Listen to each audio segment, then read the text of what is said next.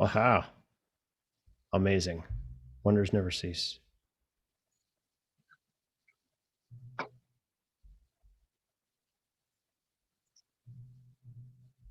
Okay.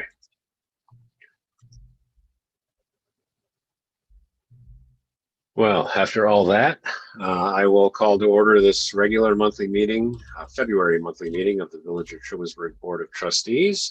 The only absence we have is Trustee Hannon, will not be joining us tonight, possibly maybe joining us late, but we are not expecting him. Do we have any changes to the agenda other than the delayed start? I do have a couple of additions, which I will address under the mayor's report, and then we will also attempt, if possible, to move up our discussion of our code and zoning fee schedule so that Tom can doesn't have to stick around till 9:30 or later to discuss that. Is there anything else that we want to add or change on the agenda? Yeah, that permissive referendum for the auto pulse stuff can go under my report. Okay. And I've got a conversation question from the farmers market board. So I've asked them to join us around 8 hopefully under my report at that point. Okay.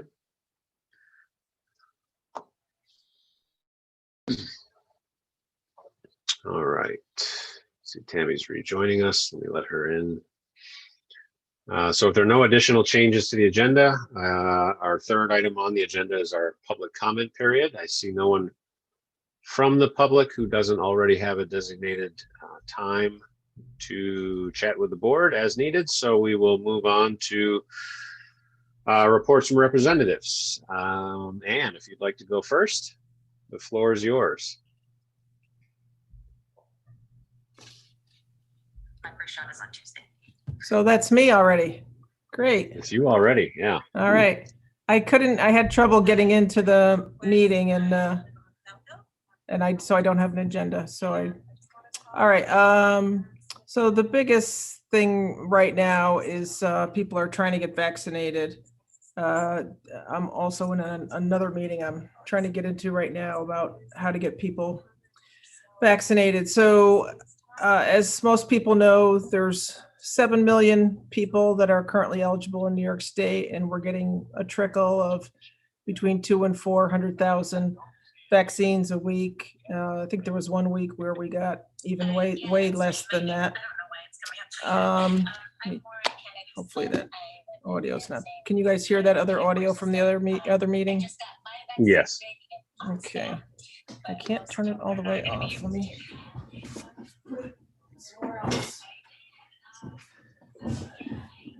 Is that better?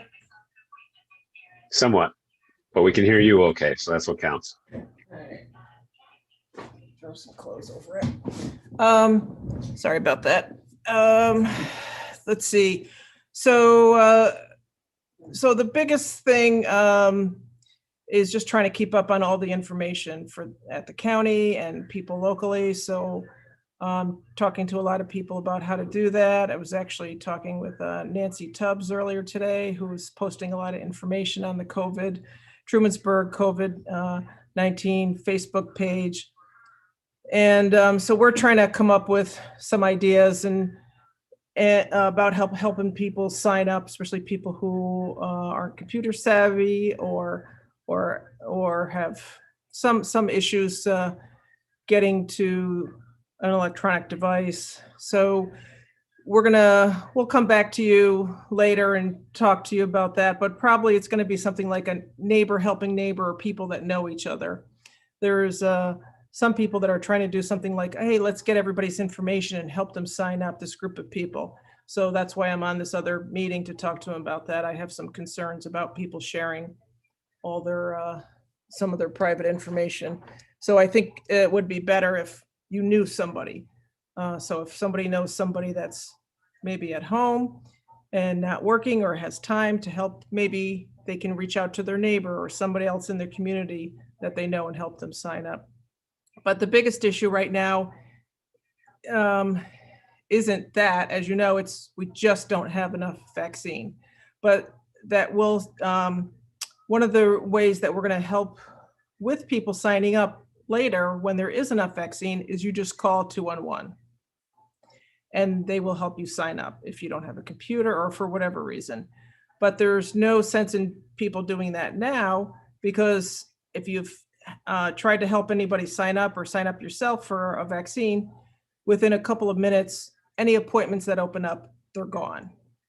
And sometimes there's ones that are further away, say in Binghamton or Syracuse at the state-run clinics, but there's not a lot of people that applies to that have the time to drive a couple of hours back and forth, that have a flexible schedule. A lot of the people I'm trying to help are seniors who are saying, I'll drive this far, which is, for instance, I talked to some people at Juniper Manor, like, I'll drive to the Kinney in Trumansburg, and that's as far as I'm going to go if they have a car. So I think that's the biggest thing, is trying to get enough vaccination, having a place where they can call if they can't use the computer to sign up. And then the county is also working on, again, this is not all set up yet, but transportation to clinics. We're working on possibly mobile clinics, but at least mobile sites. So for instance, some of the things we've just, talked about very briefly, as a fire station, Juniper Manor itself. So just various places where they're just getting put in the queue to talk about. And one of the reasons I bring up a couple of places in Trumansburg are obvious, because I want to make sure, as is everybody else in the county, that it's as close to people as we can possibly get it. And then we're also looking at, there's going to be some people, or there are some people that aren't able to leave their home to go get a vaccination at all. So we're looking at how do we get the vaccine to them. Another issue that's coming up with the vaccinations is we're having, even though there's been this frenzy and all these people trying to get vaccines, there is a huge percentage of people who don't want to get the vaccine. I think the last number I looked at was, I'm trying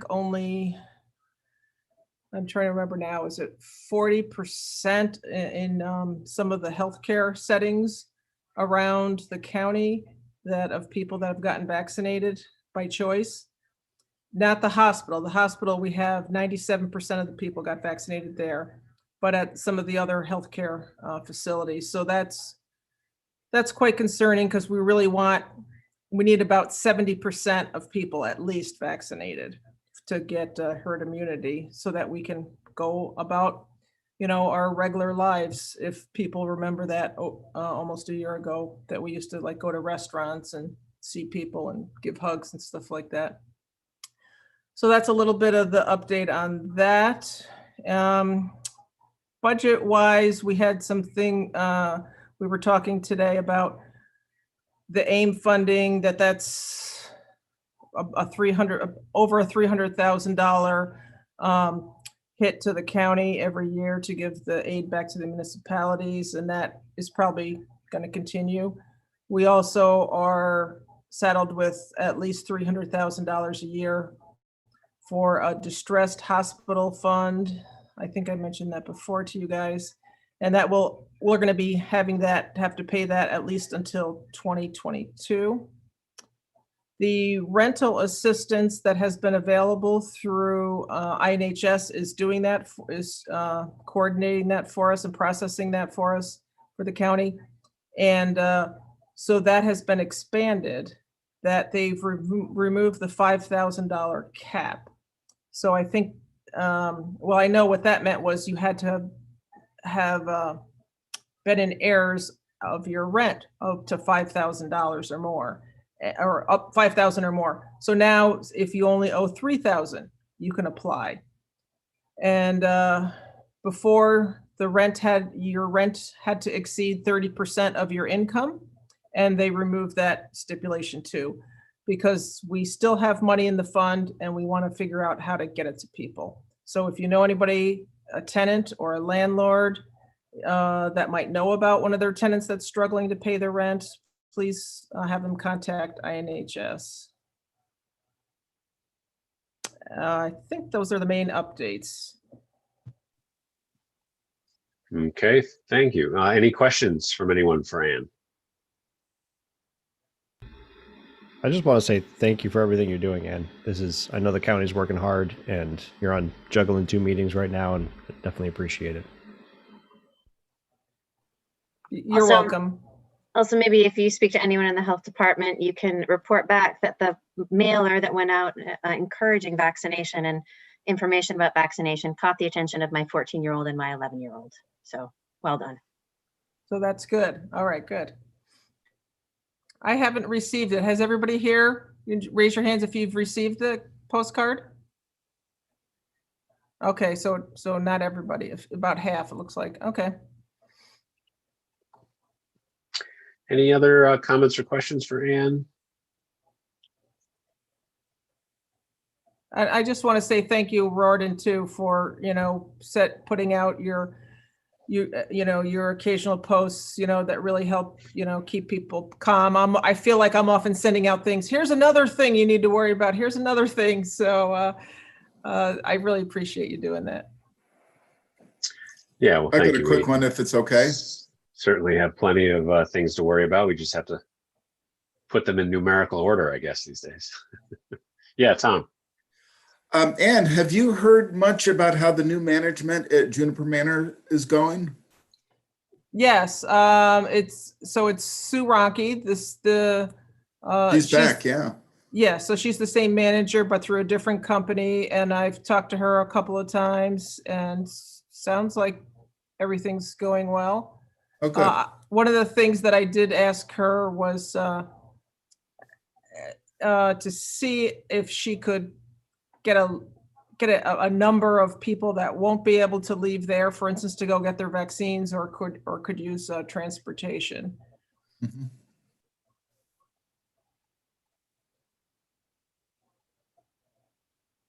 Okay. Well, if there are no other questions for Ann, we'll move on to Mary, who's here from the town. Yeah. Hi. So I'm here as the liaison to the village board from the town board. And so I expect I'll be attending most of your meetings for this year anyway. So what's happening in the town is first and foremost, we're hoping that you pass the resolution tonight about deferring payment for EMS services, 40% of the annual payment that the town makes to the village, in order that we can finish funding the bridge construction on Cemetery Road. And where is that in 7D on the schedule, Rorden?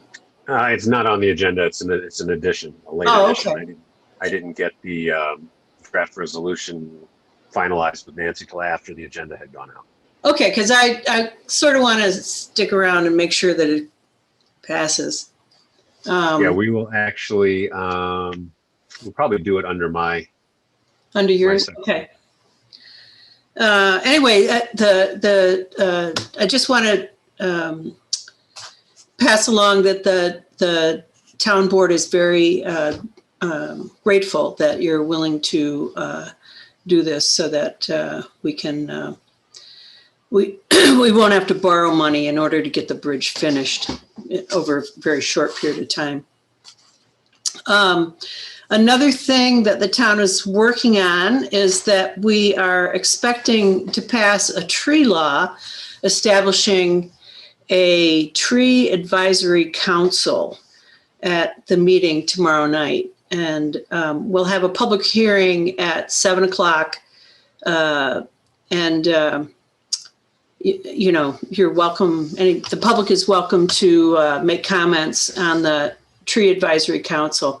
We're doing, so the Tree Advisory Council will be a volunteer, non-paid advisory board to basically the town and the highway department, and make recommendations about the maintenance of trees along town roads, town-owned roads in the right of way. So it's not,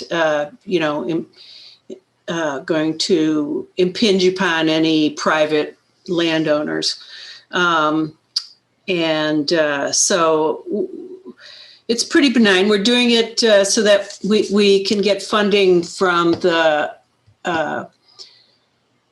National Arbor Day Foundation, and we have to be a tree-friendly community, something like that. And one of the stipulations is that the municipality has to have a tree advisory council. So that's why we're setting that up. Also, at tomorrow's meeting, we'll be talking about the grassroots annexation plan. We probably won't make any decisions, but we'll have some discussion.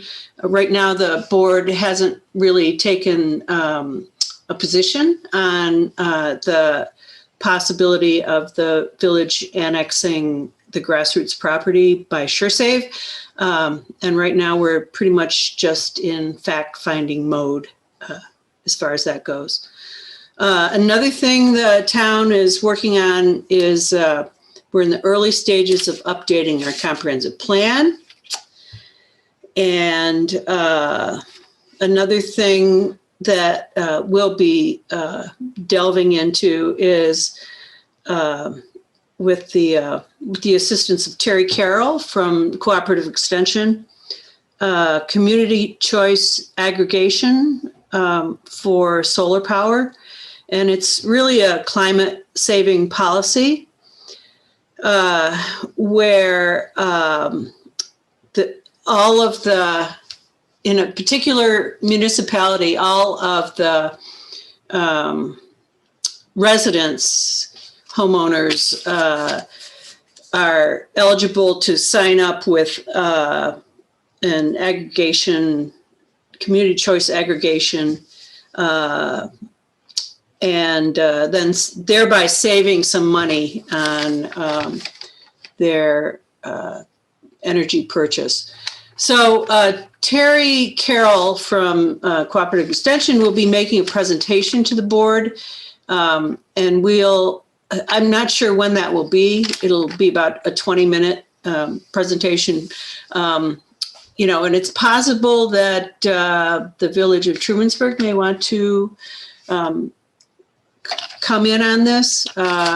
He's working with the town of Ithaca, the town of Caroline. I can't remember. There's a couple more. Danby, maybe. I forget. I'm sorry to interrupt, Mary. Did you say that there's a fellow making a presentation? I kind of missed the date. Yeah. There's somebody making a presentation at some point in the future. We don't know when it is right now, but we will let you know so that you can come to the presentation as well and see if you want to sign on to this this plan, this energy saving plan, climate saving and energy saving plan. And then the other thing that Nancy wanted me to relay to you is that we're going to vote to join the Chamber of Commerce as a dues-paying member, which we have not been in the past. For some reason, we've gotten a buy on the dues, but for $40, I think we can afford it. So that's my report from the town. Any Great. questions? Any comments or questions for Mary? I'm sure I beat Go you ahead, to Jeff. it. The Chamber of Commerce meets tomorrow, and I'm sure if they don't know already, I will pass along their intention to join, and that's fabulous. Thanks very much. Okay, great. And just so you're aware, Mary, and for everyone else in the town, the village is participating in the CCA conversation already through TCOG. yeah, the town of Ithaca is kind of spearheading the effort, but we're participating to see how we might be able to make it work on a countywide or nearly countywide basis. Any other comments or questions for Mary? Okay, well, thank you, Mary. Thank you. Next item on the agenda, we have with us Dwayne Schoen from Insero, which is our CPA and auditing firm. And Dwayne is going to present to us the findings from the 2019-2020, so fiscal year ending May 31 of 2020. That audit, the board has been emailed copies of it. There are also copies available in the Dropbox. And Dwayne, I'll turn it over to you. Great. Thanks, Gordon, and thank you, everybody, for a few minutes of your meeting this evening to review the results of the audit with you. I want to start by thanking Gordon, by thanking Vicki, everybody in the village office. Even though we were not in the office all that much, we were able to get through it without too much difficulty. The world of remote auditing is quite a bit different, but we're managing to get through it okay. So I wanted to touch on, in addition to the financial statements themselves, you have a couple of different letters from us. So I wanted to touch on those first, if I could. The first is it's called a communication letter. It's 3 pages. First page is titled Communication with Those Charged with Governance at the Conclusion of the Audit. Auditing standards require that we communicate certain things with the board at the conclusion of the audit process. We don't have to do that in writing, but we have chosen to do so. And so this letter is mostly boilerplate language. It meets all those requirements of things that that we need to make sure the board is aware of. It tells you that there were no changes in your accounting policies during the year ended May 31 of 2020. There are always estimates as part of financial statements. We evaluate those significant estimates for reasonableness, consistency in how they're calculated, reasonableness in the underlying assumptions, and we didn't have any concerns in that area. We also look at the financial statement disclosures and make sure that, especially those that are particularly sensitive, that they are clear, neutrally presented, consistently presented from year to year. And we didn't have any concerns in that area either. In the middle of the second page, there's reference to a couple of adjustments that we made. So every year during the auditing process, we typically record some entries with respect to accounts receivable, typically in the various funds, recording adjustments to some of those receivable balances. You can see in the middle of page 3 that there were 3 significant adjustments that we made and are just including in here for your information.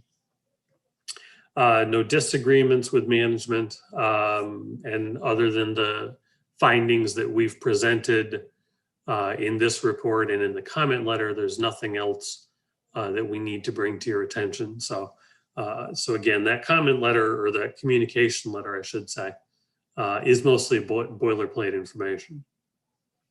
We've also issued what's called a management comment letter. We use the comment letter if there are things that we need to bring up of lesser significance, things that don't rise to the level that they would go into the financial report itself, but things that we want the board to be aware of.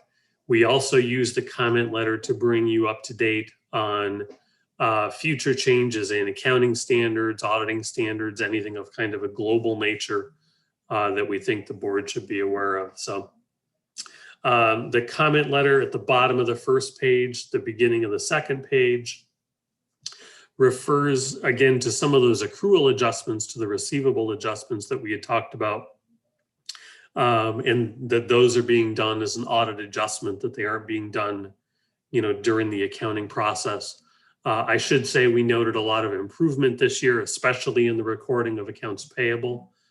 In the past, we've made adjustments with respect to expenditures and accounts payable, but we didn't have any of those significant adjustments this year. So that was certainly marked improvement.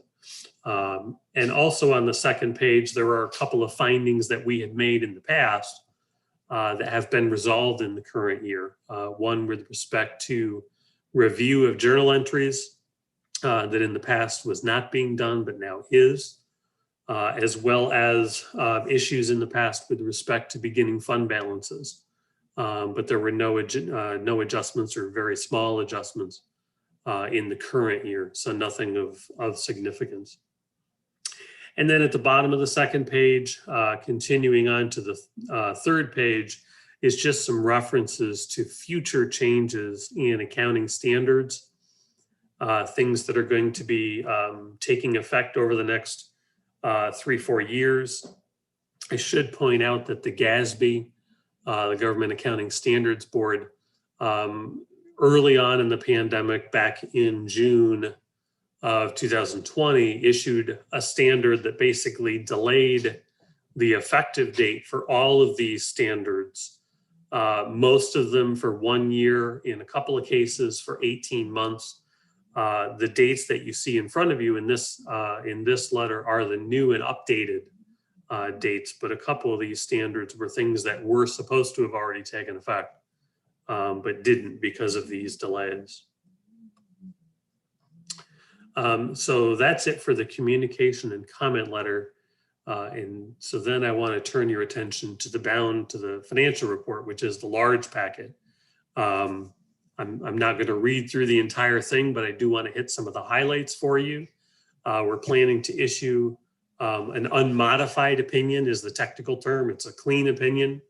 It means that we believe the financial statements are fairly stated in accordance with generally accepted accounting principles. They don't require any modifications. Right after the auditor's opinion, beginning on page 3 and continuing for a few pages, is what's called the management's discussion and analysis. If you're somebody who is not used to, adept at reading and understanding financial statements on a regular basis, I'd really encourage you to read through that management's discussion and analysis, because in a few pages, it gives you a sense of where things are from a financial standpoint. There is not pages and pages of financial statements. There are some charts and graphs that are helpful in there. The numbers are very condensed. I'll also say in here, a lot of the information that's in the management's discussion and analysis is based on what's called the government-wide presentation. There are 2 different formats of presenting financial statements for governments. There's what's called the government-wide presentation, where we take all of the village's funds, put them together, include long-term assets, include long-term liabilities, and report a single column format. And then there is what's called the fund basis presentation, which is what you're more used to seeing on a regular basis, because those are the numbers that you're concerned about in terms of your budget. Those are the numbers that you're concerned about, in seeing regular financial activity. So the governmental financial statements give you both presentations, both formats, and then give you reconciliation schedules so that you can see what gets added in, what gets taken out to go from one to the other. Okay. The financial statements themselves begin on page 4. Page 4 and page 5 are this government-wide presentation. So you see, if you look at page 4, there's only one column. There is no general fund, water fund, sewer fund. All of the activities of the village are accumulated together in one column. In addition to the fund information, you've got roughly $16.7 million in capital assets recorded on this government-wide presentation. And then you've got included in the liabilities, you've got roughly $7.8 million worth of bonds payable. And you also have $1.1 million in what's called the net pension liability. When we get to the footnotes, I'll point out a little bit more information about that net pension liability. But if you look at the very bottom of page 4, you'll see that on this government-wide presentation, the village has net position at the end of the year of roughly $10.2 million. You'll see most of that's tied up in capital assets, about 8.6 million. Almost 2 million is restricted, basically the village's reserve funds. And then there's a negative unrestricted net position. I'll point that out. I wouldn't get overly concerned about the unrestricted deficit, mainly because that deficit is brought about because of things like the pension liability, where there is no assets set aside against it. The village doesn't have any assets to offset the pension plan. So that $1.1 million just decreases the overall net position. Page 5 is the statement of activities. This shows your revenues, your expenses, again in the government-wide format. And at the bottom of page 5, you'll see the net position of the village declined by almost $600,000 during the fiscal year, mostly because of changes in the way that the pensions are reported, as well as depreciation expense on your capital assets. The fund basis financial statements, again, the ones that you're more used to seeing on a regular basis, those begin on page 6. They continue through page 9. They give you the balance sheet of each of the funds. They give you the statements of revenues, expenditures, and changes in fund balance for each of the funds. And then again, there are reconciliation statements in there to show you how you get from the fund basis presentation to the government-wide presentation. The notes to the financial statements begin on page 11. The notes summarize your significant accounting policies. Again, as I mentioned, there were no changes to your accounting policies during the year. And then the notes provide some detailed information on some of the balance sheet information, some of the revenues and expenditures information. I want to point to a couple of those disclosures. I don't want to hit all of them, certainly. But on page 22 of the report, note 5 on capital assets gives you a summary of changes in the village's capital assets for the year, the balance at the beginning of the year, additions to capital assets, which were pretty small, about $90,000 was added to capital assets during the year. And then about $760,000 worth of depreciation expense reduced the value of those capital assets. So on a net basis, the value of capital assets declined by about $675,000. Information about short-term debt bands that were redeemed during the year are part of note 6. And then note 7 is a note describing the long-term debt that the village has outstanding. At the bottom of page 24 is a list of that debt, roughly $7.9 million in bonds outstanding, and then a couple $100,000 roughly in capital leases, installment purchase debt. So total debt was about $8.1 million. And then at the bottom of page 25 is a nice chart that shows how that debt is scheduled to be paid off in annual increments for the next 5 years, and then in 5-year increments going all the way out to 2048 when the last bond will be paid off.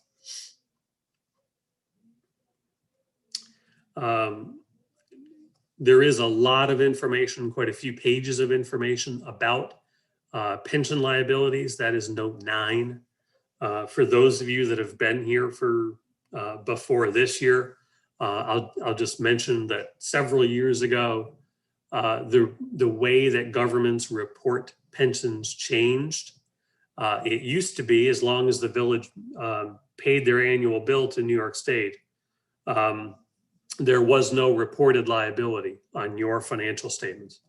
And then a few years ago, the accounting for those pensions was changed. So now what happens is the state pension systems hire an actuary to come in, analyze the entire statewide plan, determine the total obligation on a statewide basis, determine the value of all the assets that statewide plan has, come up with a net pension liability statewide, and then they distribute that, or they allocate that statewide pension liability to all of the local municipals that participate in the plan, and everybody gets their own little share of that net pension liability. So on page, let's see, I want to find the right page.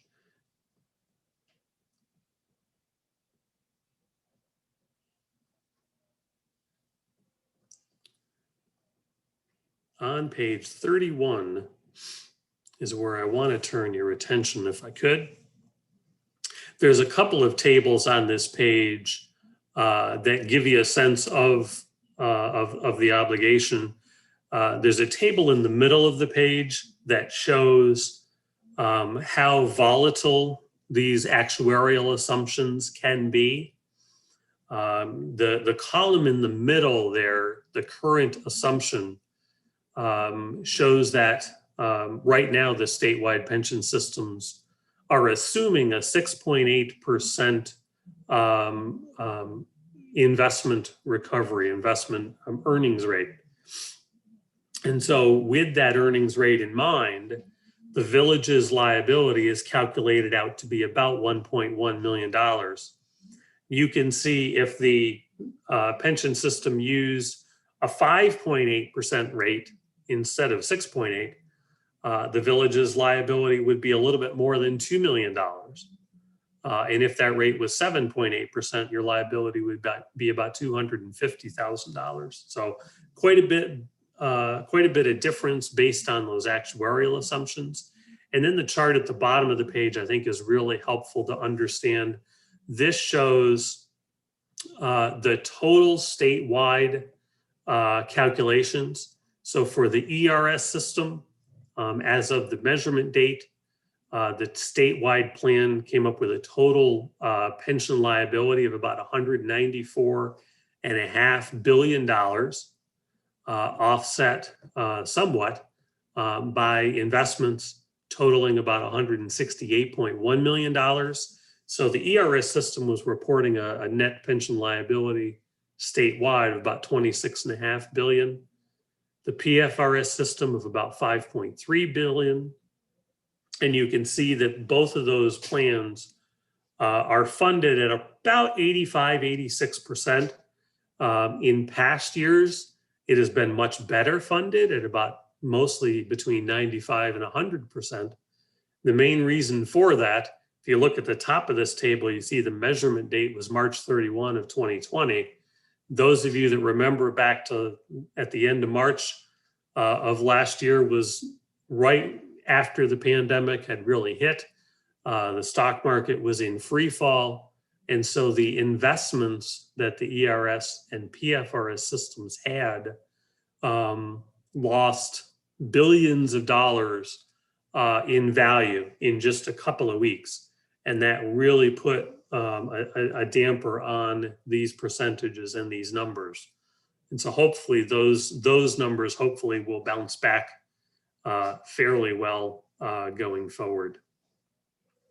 There are budgetary comparison schedules, pages 35 through 37 for the general water and sewer funds. There is some additional pension information towards the back. And then the last couple of pages of the document, because we do the audit in accordance with government auditing standards, we also have to issue a report on internal control and compliance. That's pages 42 and 43. And I'm happy to report that that report identifies no significant deficiencies, no material weaknesses in the internal control system, and no non-compliance with laws and regulations. So that's a quick walkthrough. And with that, I will open it up to any questions anybody might have. Any questions for Dwayne?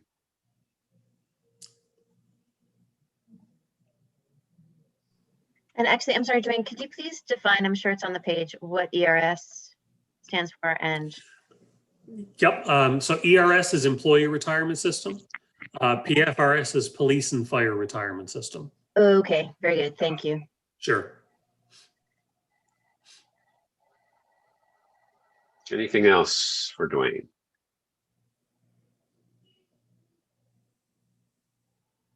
Okay, well, I appreciate it, Dwayne, and thanks for the help last week getting fund balance numbers and whatnot. So that'll be helpful as we start our budget season.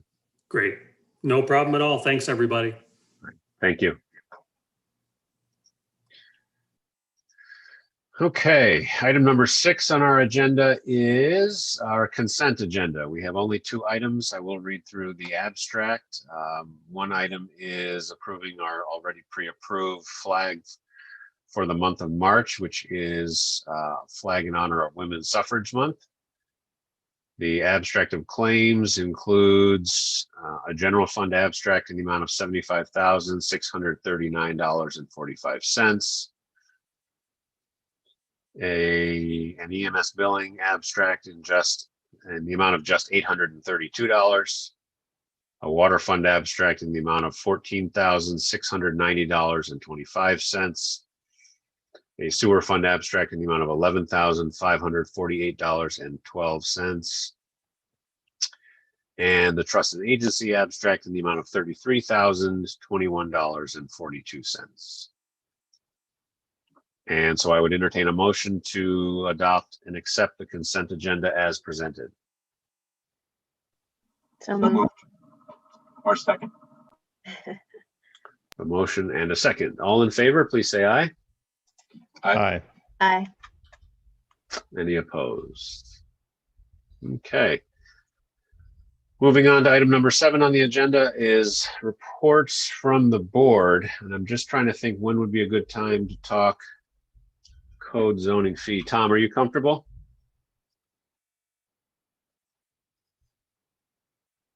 If Yes. you're comfortable, I think we'll I'm get really to you. comfortable. Excellent. We'll get to you in a timely fashion then. Okay, So sounds great. We'll start with my report. A couple of things before we get to what's listed, just to piggyback off of what Ann had mentioned earlier. I have been contacted in the last week to 10 days by a number of residents and relatives of residents of the 2 junipers. I mentioned it in my post that I published last week.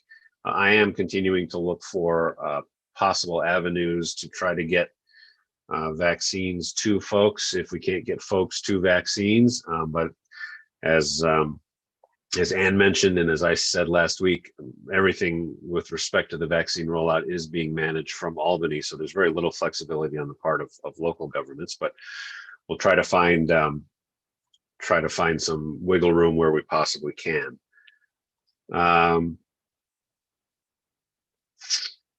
To the items that I have listed, it's certainly public by now, but I do want to mention in a meeting that our somewhat belated 2020 Thomas L. Ferretti Award recipient was Karen Powers, both the Gem Shop and Taking Care of T-Berg.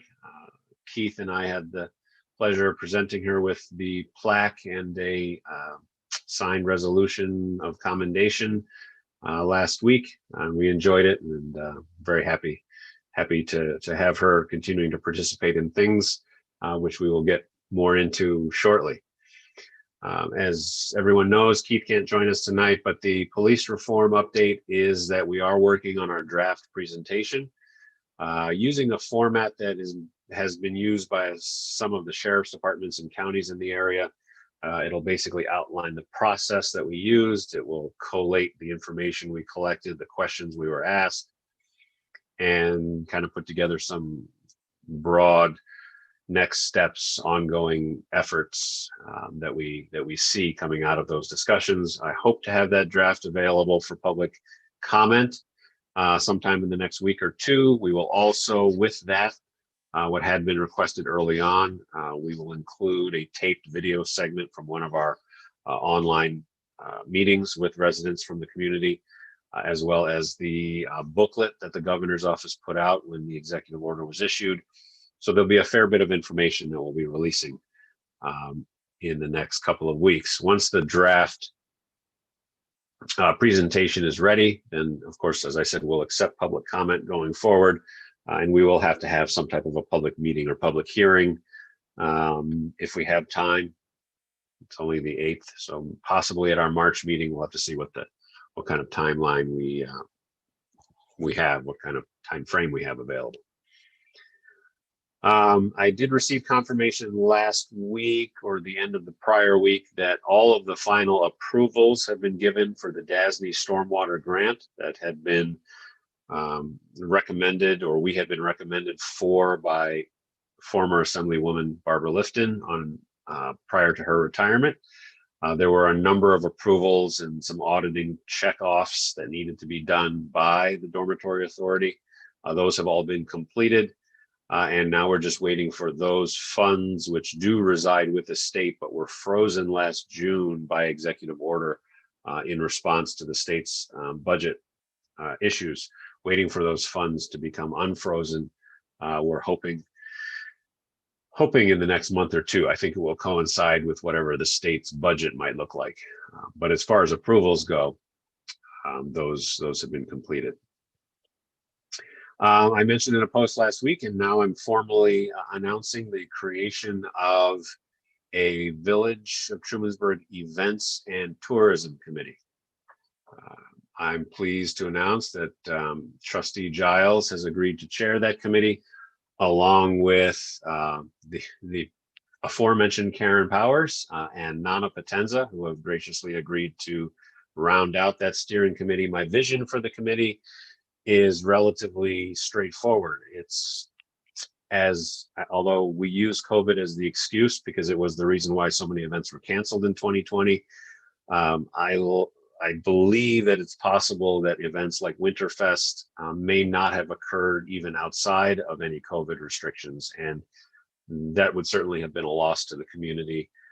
There are a number of events, whether it's Winterfest or Porch Fest, even the community yard sale. There are a number of events that have historically kind of changed hands in terms of their management. We've always taken as a village a kind of hands-off approach and said, well, if someone wants to organize an event, that's fantastic. Here's the permitting process, and best of luck to you, and we hope it goes well. I think that especially post-pandemic, whenever that date might be set, we don't know, but coming out of the restrictions that we see over time, I think it would be much better for the village to take a much more proactive approach to managing the village's calendar. Now, that doesn't mean that I want Jessica and company and or the village staff to be organizing and producing these events, but to kind of, for lack of a better word, wrangle managers or wrangle folks who are willing to help organize and produce events that the community has come to really enjoy, I think is a good thing. The tourism aspect, the village, I think, could always do a better job when it comes to coordinating tourism efforts, whether it's with Tompkins County or with the state parks. And so now we'll have a group who can kind of be the point on all of that. And with that in mind,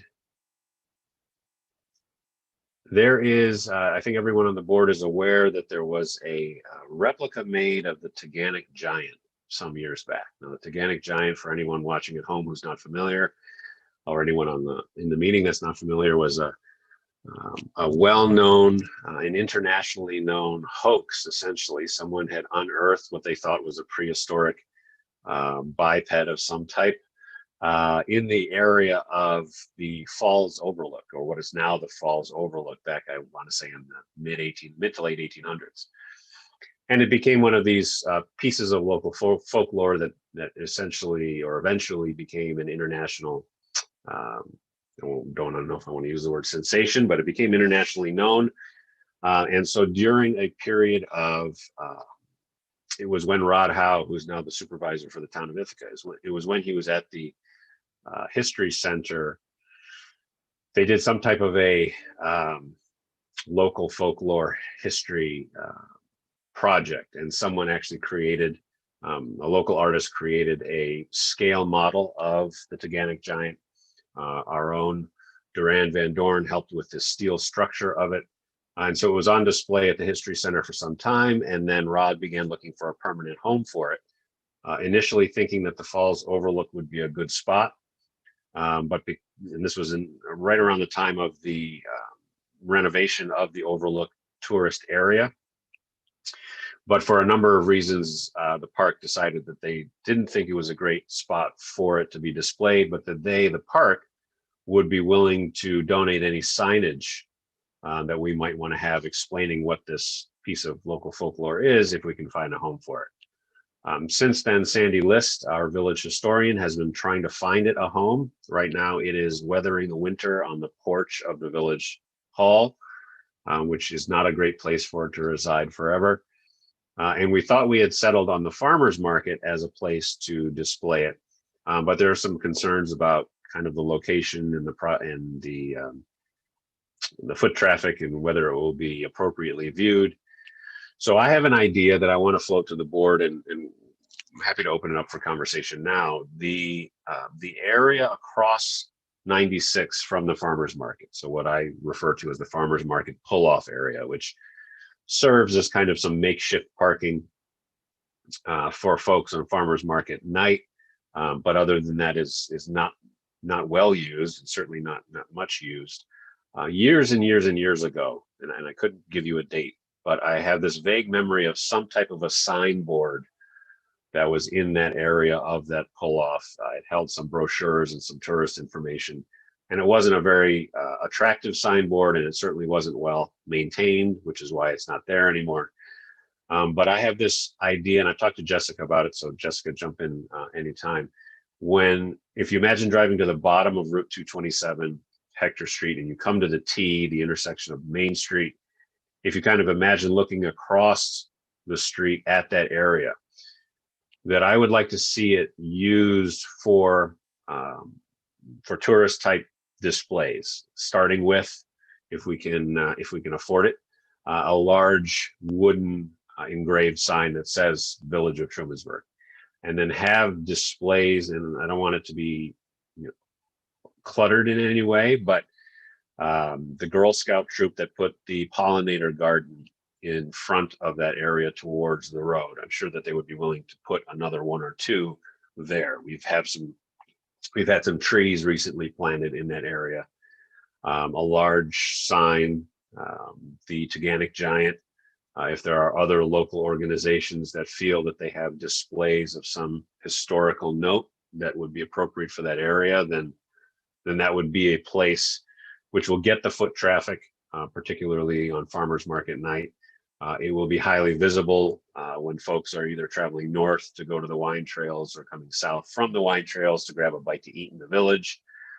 If we ever get the Black Diamond Trail connected directly to the village, it connects a lot of different things. So I wanted to take the temperature of the board to see what you thought of it as an idea, and if you like the idea, then it's something that Jessica and company will begin to push forward a little bit, starting with finding an individual who may be willing to, if not donate, give us a discount on sign work, and those kinds of things. So Ben and Jessica, I don't know if you want to have any initial thoughts or want to comment on that.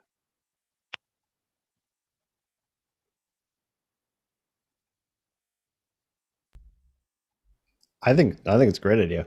I that space is, as you said, generally underutilized outside of market nights.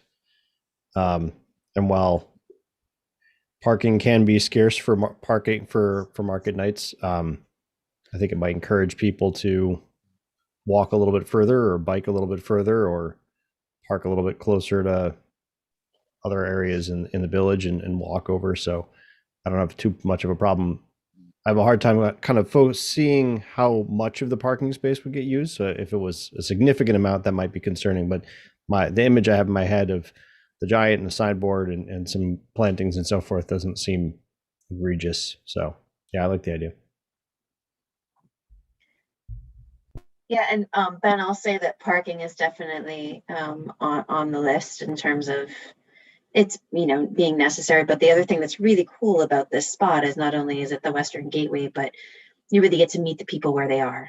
I mean, if they're at the farmer's market already, or they're at that end of town and then drawing them up, I think it's a really nice spot. But parking is definitely something that we'll keep in mind. And I agree with you that I don't think there's a lot that you can do and not lose much parking. Other Ben? Yeah, I don't know. That sounds cool. Like without seeing it drawn out, it's hard. It's just a lot for me to picture. I'm not really a terribly visual person, but one thing I do want to just throw out there as sort of just to note is that area has at least 2 really big walnut trees. So if it's the kind of thing that will have people, they will be sort of in danger for a certain amount of time. So just something to keep in mind. But in general, it sounds cool. Yeah. Yeah, I've come to think of walnuts as land urchins, and they aren't fun to walk on. And also Karen brought up that I believe the tree committee, Ben, maybe have had some new plantings in that area. So as Warden stated, with the very intention of it being a bit of history, a welcoming spot, and a pollinator garden, I think that it's green space. I think it's maximizing our green space and providing a little bit more of an enticement to people to stop. I think on the parking issue, I want to see, assuming that this moves forward over time, I would like to see the DPW lot striped so that we can have actual real parking spaces. And I'm sure from having been through there on a farmer's market night that we're not using as much of the space as efficiently as possible as we, however many spaces we lose across the street there, I'm sure we can make up for in the DPW lot if it was adequately striped. So we'll have to, we'll be able to make up for that, I'm pretty sure. So, so we will, Jess, we will continue to move forward with that idea. I will send you information on the gentleman that Sandy suggested we at least consult with as far as signage. I don't know if he'll be in our price range or not, but we'll find out in short order. I've been actually acquainted with him for 20 years, so even better. We'll get a deal or not. It'll be what it is. Tompkins County Broadband Committee is on the list. All this is the next step in the effort that was put forth by the county, and the village did agree to sign on with a monetary donation to do the exploration of broadband needs in the area. The county is looking for, it doesn't have to be a board member, it can be any resident. I did send this, I think I sent an email to the board about this a couple of weeks ago. February the 22nd is kind of the deadline. They would like to have a representative from each municipality if possible. There's no penalty of any kind. It's just they're simply looking for volunteers who are interested in broadband issues, who may or may not have some technical knowledge or expertise on the matter. So if anyone knows of anyone who would like to participate, please send them my way so that I can send it along to the county and let them know. So this is an open call for anyone who's interested in broadband issues from the village proper. Actually, each municipality is being asked to provide someone if they possibly can. Two items that are not on the list. One, Mary brought up earlier. Of course, we know from news reports and articles over the last couple of years, even going back pre-COVID, that there's been talk about what grassroots would like to do with the land that they've purchased behind the Sure Save, whether it be simply for camping for the festival itself, which of course we couldn't have in 2020, as well as other plans that they have. I have had conversations with the folks at Grassroots, primarily to answer questions that they have had about the village's water supply, the village's ability to provide water, the village's willingness to provide water. And inside that conversation has been what are the logistics, or what is the process by which a property can become annexed into another municipality. Of recently, what has happened is that the county health department has been, let me start that sentence in a different place. Grassroots has had conversations with the county health department about some of their future desires and plans for the property, particularly around the camping, around using it as campgrounds and the like. The health department has taken a very, very firm stance, and they've CC'd both the village, both me and Nancy and others from the town. The health department is now essentially putting their foot down and essentially saying to Grassroots, my words, not theirs, but very clearly that you're not going to be allowed to do anything of any nature, of any type, whether it's development or use as a campground. You will not be permitted by the county to do anything until you secure water, potable water. So that essentially leaves only two options for Grassroots to make that land usable at all for them.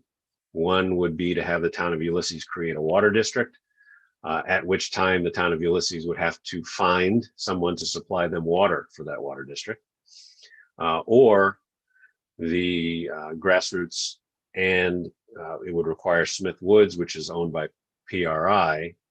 They could apply for annexation to the village, in which case, as a village property, they would be entitled to water by right. So I did have a conversation with some of the folks at Grassroots just to clarify, the difference between the two. Forming a water district does not guarantee you get water if the town doesn't have a water source to supply the district. But certainly being a resident in the village or being a village property does guarantee the access to the water. I know they also have some interest in sewer and whether our sewer system could handle the capacity if they did want to connect in that regards. And as I said, I did answer questions regarding the annexation process. There's a bit of a misunderstanding of the way annexation works among certainly among folks who've never thought about what the word means. Municipalities don't initiate annexation, property owners do. So it would be a legal petition on the part of the property owners should they choose to move forward, and they have not yet, so we don't have anything to decide from a legal standpoint. But if they were to choose to petition for annexation, it's a petition to both the village and the town. The village and the town boards would decide by vote after a public hearing as to whether to allow or approve the annexation. If both boards approve it, then it would be subject to a referendum of the residents of the lands being proposed to be annexed. But since there are no residents there, it would essentially be concluded if both boards approve. If either of the two boards don't approve the annexation, then there is the potential for it to go to court. New York state courts have ruled consistently, there's a lot of case precedent, that anytime an annexation is quote unquote in the public good, which the courts have defined as the extension of municipal services, specifically water and sewer, and or allowing for development, which isn't really an issue here. But the courts have said that if any of those conditions exist, then it is in the public good, and they tend to override no votes if that happens. Of course, the parcel would still be a town of Ulysses parcel. It would just also be a village parcel. So the town of Ulysses wouldn't actually be giving anything up by approving it. So that's the gist of what I explained to the folks at Grassroots. And we will wait and see if a petition is forthcoming. And as Mary said of the town board, there's really happy to discuss it with the three of you in this meeting, but there isn't anything for us to decide or debate unless any of you have any comment regarding the process or questions about my conversations with the Roots.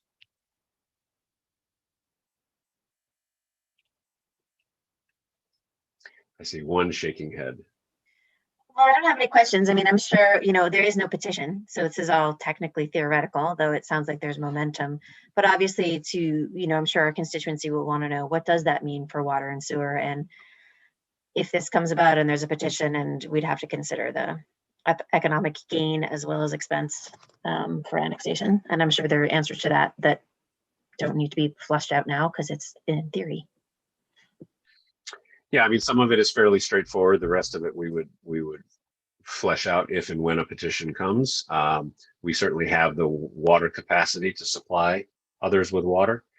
So that's not an issue. Sewer could be an issue only because that property is below grade for our sewer plants. So we would need a pump station, kind of the costs associated with extending sewer in that direction. Would not necessarily be a village cost, but it would be something that the property owner would have to consider. As for property taxes, is a very interesting one, which I did discuss with the folks at Grassroots. Currently, the property is listed because it's owned by a not-for-profit. It's listed as non-taxable. I had a conversation this was a while back about a different property, a conversation with Tompkins County Assessment, and they will actually look at properties on a parcel by parcel basis. They don't look at the not-for-profit as an organization. So if a property is generating revenue, then they will move it onto the taxable rolls, regardless of who the owner is. And actually, there's an example right across the street from my house on Main Street. There is a rental property which had previously been owned by Better Housing for Tompkins County, which was several years ago folded into INHS when INHS took over Better Housing. And in the last few years, that property has now become quote unquote profitable. So as of this June, it is now a taxable parcel for the first time in a couple of decades, basically due to the management of the property. So, from a property tax standpoint, it really just depends on what Grassroots would choose to do with that property if it became part of the village. But you can see we've kind of got this this domino chain in effect now. The health department is saying that they can't do anything with the property that could potentially make it profitable until they get water. And getting the water is the part that could lead to the annexation request. So we'll see how that plays out in the coming months. I see Trustee Darfur is off mute, but since I put water and sewer together, I think it's good to note that the health department is not requiring that sewer be upgraded to municipal services, so that anyone who's listening, I assume everyone's always listening, isn't confused. Thanks, Ben. I will say that's a good point, Jessica, but I will add the word yet to that. New York State is pushing very hard right now, primarily through grants. They've made a lot of money available over the last few years for folks to move off of septics and onto municipal sewer. And it's just part of the effort to improve groundwater quality and mitigate runoff. Of course, we know most of our lakes, most of the runoff into our lakes is farm-based runoff, but anything that can be done to improve that is the state has taken the position that they will help to fund it if they can. So it's not a requirement from the health department, but it is something that could become something that Grassroots looks into at some point. Yeah, I just wanted to kind of add to my head nod and just kind of expand on my thinking here, which is, as I understand it, and obviously I think we want, when there's something legal in front of us, we will have Guy look at it and so forth. But just as kind of hearing Roden talk it through, it appears to me that we kind of have to take each of the parts by themselves independently. And so when you think of annexation, you have to kind of look at it on its merits and thinking that through. I think we'll be torn to try and think of 5, 6, 7 steps ahead. What does this mean? How does this, where do the dominoes fall? And I think that's important for us to keep in mind. But I think we'll also be trying to balance that with the question in front of us, which is, should this land be annexed in?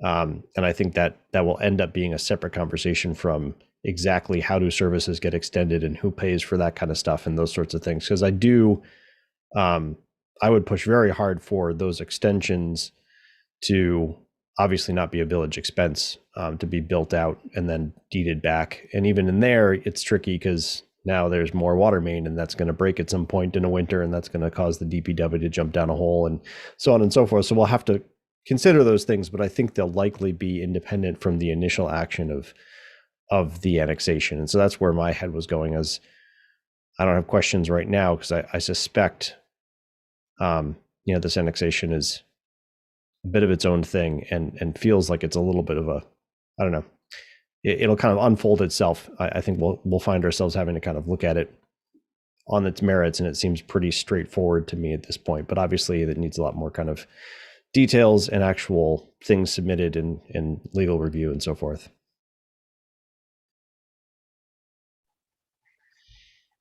Ben Carver, any comments before I move on? Not really, actually. I mean, thanks for saying that. To be honest with you, I'm not at all clear right now what the merits would be. So I'll be sort of excited to see how it unfolds. I think to me, it seems like a bit of a wash at this point. One way is about the same as the other, and I don't quite see the advantage of one way or the other in any sense with magnitude. It seems rather slight, but I'll certainly wait and look forward to more information as it comes. Good. I will certainly keep everyone posted if and when I hear additional information.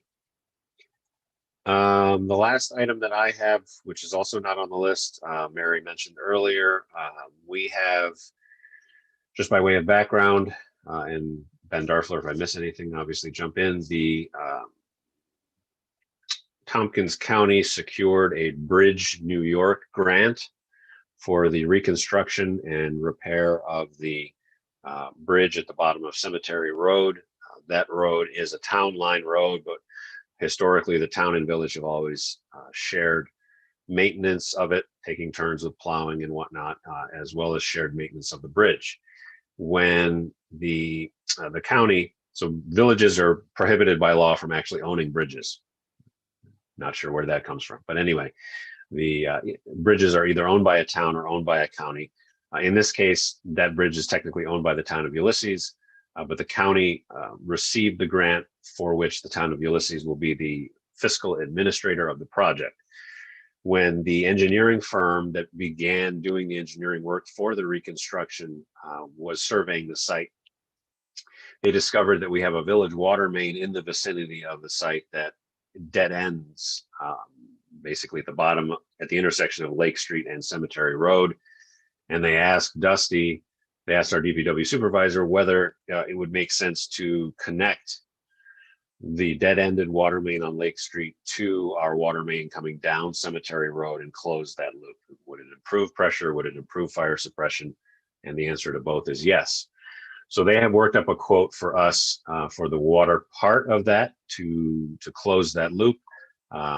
Sounds like it'll be in the $40,000 to $50,000 range, which we do have in our water reserves. But what has developed in the resolution that you have in the Dropbox to consider, and I will read it just because it's a little bit unique, but essentially, the Bridge New York grant is a reimbursable grant with about a 3-week lag. So the town of Ulysses, when they get an invoice from the contractor, they will have to pay the contractor and then submit proof of payment, which includes canceled checks. So there's a bit of a delay there. Submit that to New York State, and New York State will then, it's unclear to me whether they'll pay the town directly or pay the county, who will then pay the town. That lag creates the need for excess cash flow of about $400,000 initially. That will obviously decrease over time as we get towards substantial completion of the project. There won't be much need for additional cash. But the town has essentially two options. Option number one is they can go and do what the village has done frequently. If you think about the water project or the sewer project, we can go and borrow that money via a bond anticipation note or a revenue anticipation note, and borrow that money as short-term financing with a small interest rate and use that as their cash flow. The other option, which the folks at the town came up with the idea and mentioned it to Ben and then mentioned it to me, is that their payment for their fire and EMS contract is due this week. And it's a substantial dollar amount. And so they have asked that if they can hold back 40% of that, which amounts to 200 and change, I'll give you the exact dollar amount in a moment, then that will give them enough cash flow between that amount and their fund balance that they have. That will give them enough cash flow to float this project through to completion. And then once completion is reached, they will be able to pay us that difference, that roughly 40% of what is owed for fire and EMS protection. Technically, it could be said that this would require an amendment to our contract. In the interest of time, because the money's due this week, I suggested that we could accomplish this by resolution, where our board would be essentially allowing as a one-time courtesy a delayed second payment. So I've sent this to everyone. I'm not sure if everyone got a chance to read this over the weekend. I will just read it. I suppose I'll read it verbatim into the record, that whereas Tompkins County has secured a Bridge New York grant administered by the town of Ulysses as the fiscal agent for the renovation and reconstruction of the bridge on Cemetery Road near the intersection with Lake Street, and whereas the town and village of Trumansburg routinely share ongoing maintenance of Cemetery Road and the aforementioned bridge, and whereas the opportunity exists for the village to improve water main connections in and around the bridge as a result of this bridge project, and whereas the Bridge New York grant is a reimbursable grant, which requires the town to maintain excess cash on hand for cash flow purposes related to the bridge project.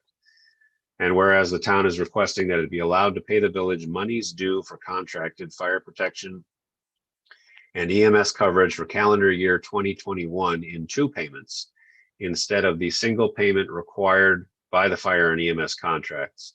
And whereas the town is requesting that the village accept a first payment for the 2021 fire and EMS contracts in the amount of $388,610, payable the week of February 8th, and a second payment for the 2021 fire and EMS contracts in the amount of $259,073, payable no later than upon substantial completion of the bridge project. And whereas the village believes that it is in the overall public interest and in the best interest of the village to facilitate the reconstruction of the Cemetery Road Bridge and improve village water main connections in the process.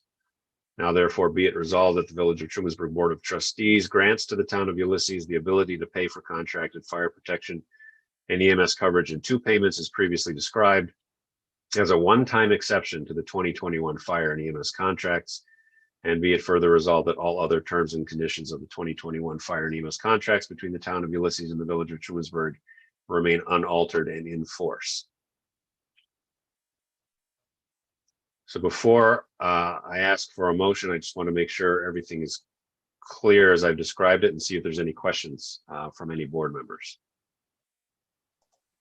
Do we know a general construction timeline? I mean, I assume that this would not be written this way if we weren't fairly confident that substantial completion would happen within our budget year. Is that would not be within our budget year. It would be within. It's expected to be within the calendar year. So, right. Remember, this is the part of our revenue that overlaps our budget years every year. Right. So the engineer is suggesting substantial completion should be, you'll notice my choice of words, suggesting and should be in October. But it hasn't gone out to bid yet. So some of that's going to hinge on what the bids come back and when contractors can get on site. So there is at least an outside chance then that we would not get this until after our budget year. well, our budget year ends this May, so it'll certainly be Right, after the I end mean, of this budget year. right. Yeah, But- I mean, there's always some inherent risk.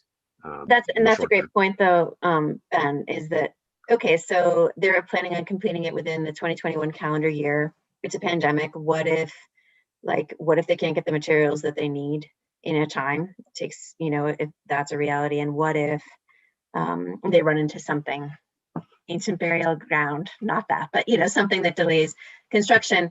How long can we stay afloat comfortably? What if it doesn't get completed until the following spring? Do we have any concern about not getting that chunk of money? So I don't have any concerns long-term about getting the money. I have been through the village's cash flow. Thank you, Vicki, for sending me the numbers. I have been through the village's cash flow for the last 3 years, and we can float that number. It's just a matter of willingness. If we get into contract amendments, the reason I wanted to go the resolution route does a couple of things. One is if we get into contract amendments, it takes longer because you have attorneys involved. The other thing is, and I wouldn't anticipate this of the town ever, but theoretically, the contract is still due, the payment is still due in one lump sum. So we're making a courtesy extension of that dollar amount, which I'm sure that the town is not going to stretch longer than they have to. I know that Nancy and Michelle Wright and I, when we talked about it last week, had mentioned that as they get towards completion, where the invoices are getting smaller and smaller, particularly when they start getting towards punch list type items, that they wouldn't need to hold that money for their own cash flow purposes anymore because the cash flow needs wouldn't be as high. So they're thinking they may be able to pay it even if the actual completion process is dragged out for some reason. I think the wild card, of course, is if bids come back 50, 70, 80% higher than what the engineering firm is suggesting the project should cost, and that's a bigger problem. That's maybe a county problem actually at that point. But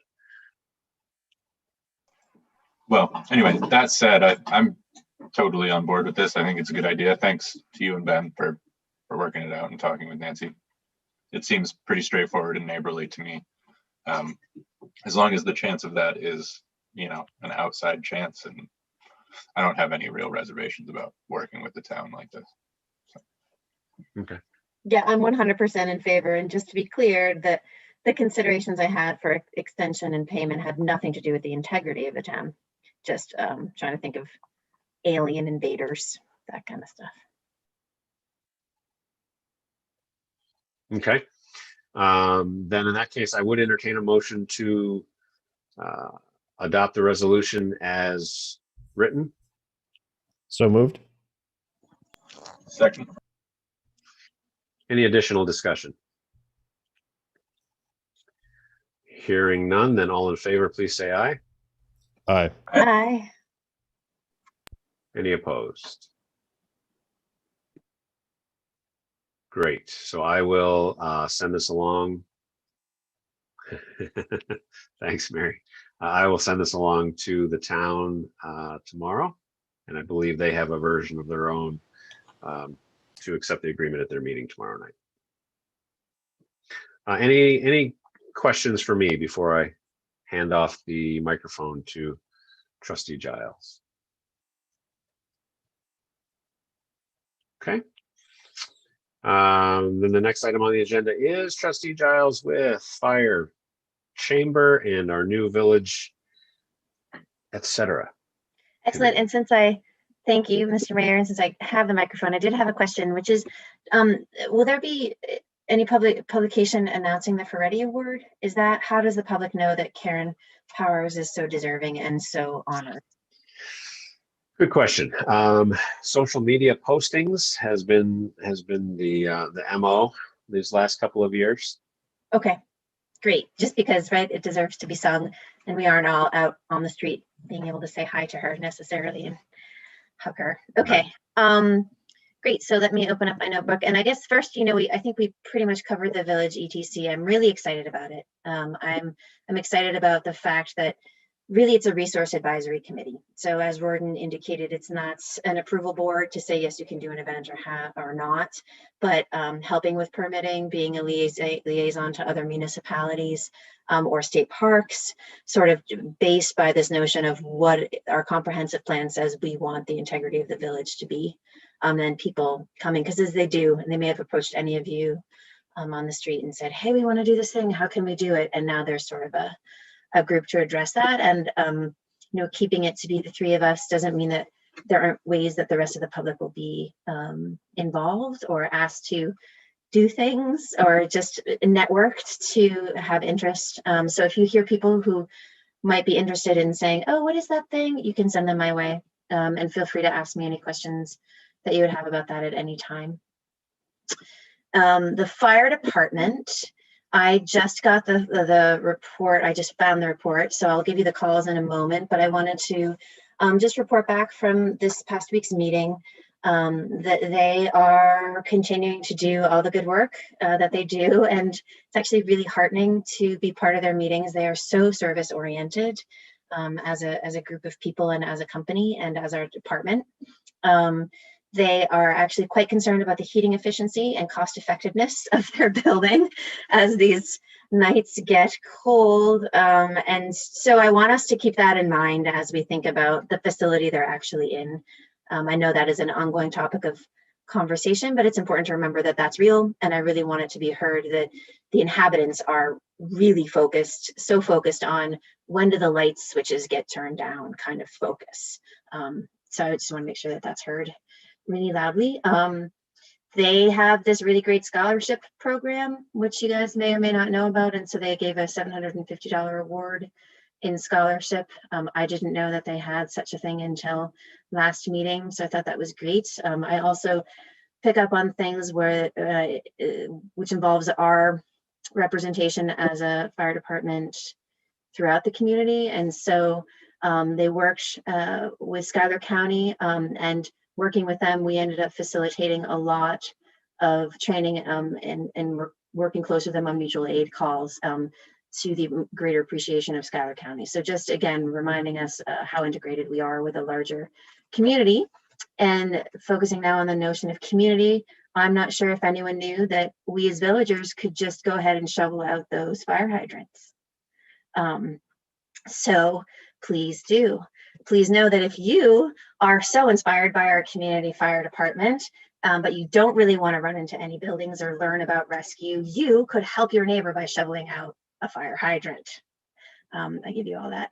So the calls, I can dig that up if you want. I guess people really like to hear it. And I'll just say about the chamber. The chamber is meeting tomorrow, and in connection with that, to remember that the village, etc. So that's probably how I refer to it. Events Tourism Committee is a supplement. It's not a replacement. I think it's actually a great reason, and I'm so glad to hear that the village or the town is joining the chamber. It's a supplement for activities, and if nothing else, a relief for the chamber who's busy doing other things than trying to help someone find the right permit. So fire and rescue responses.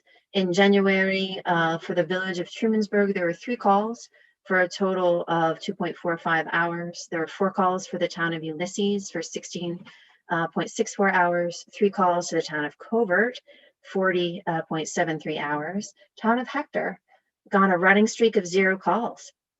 And then general mutual aid, 52.5 hours. And so that report will also be included in the Dropbox if people are watching yearly totals, and also I assume has been sent to Carissa at the town.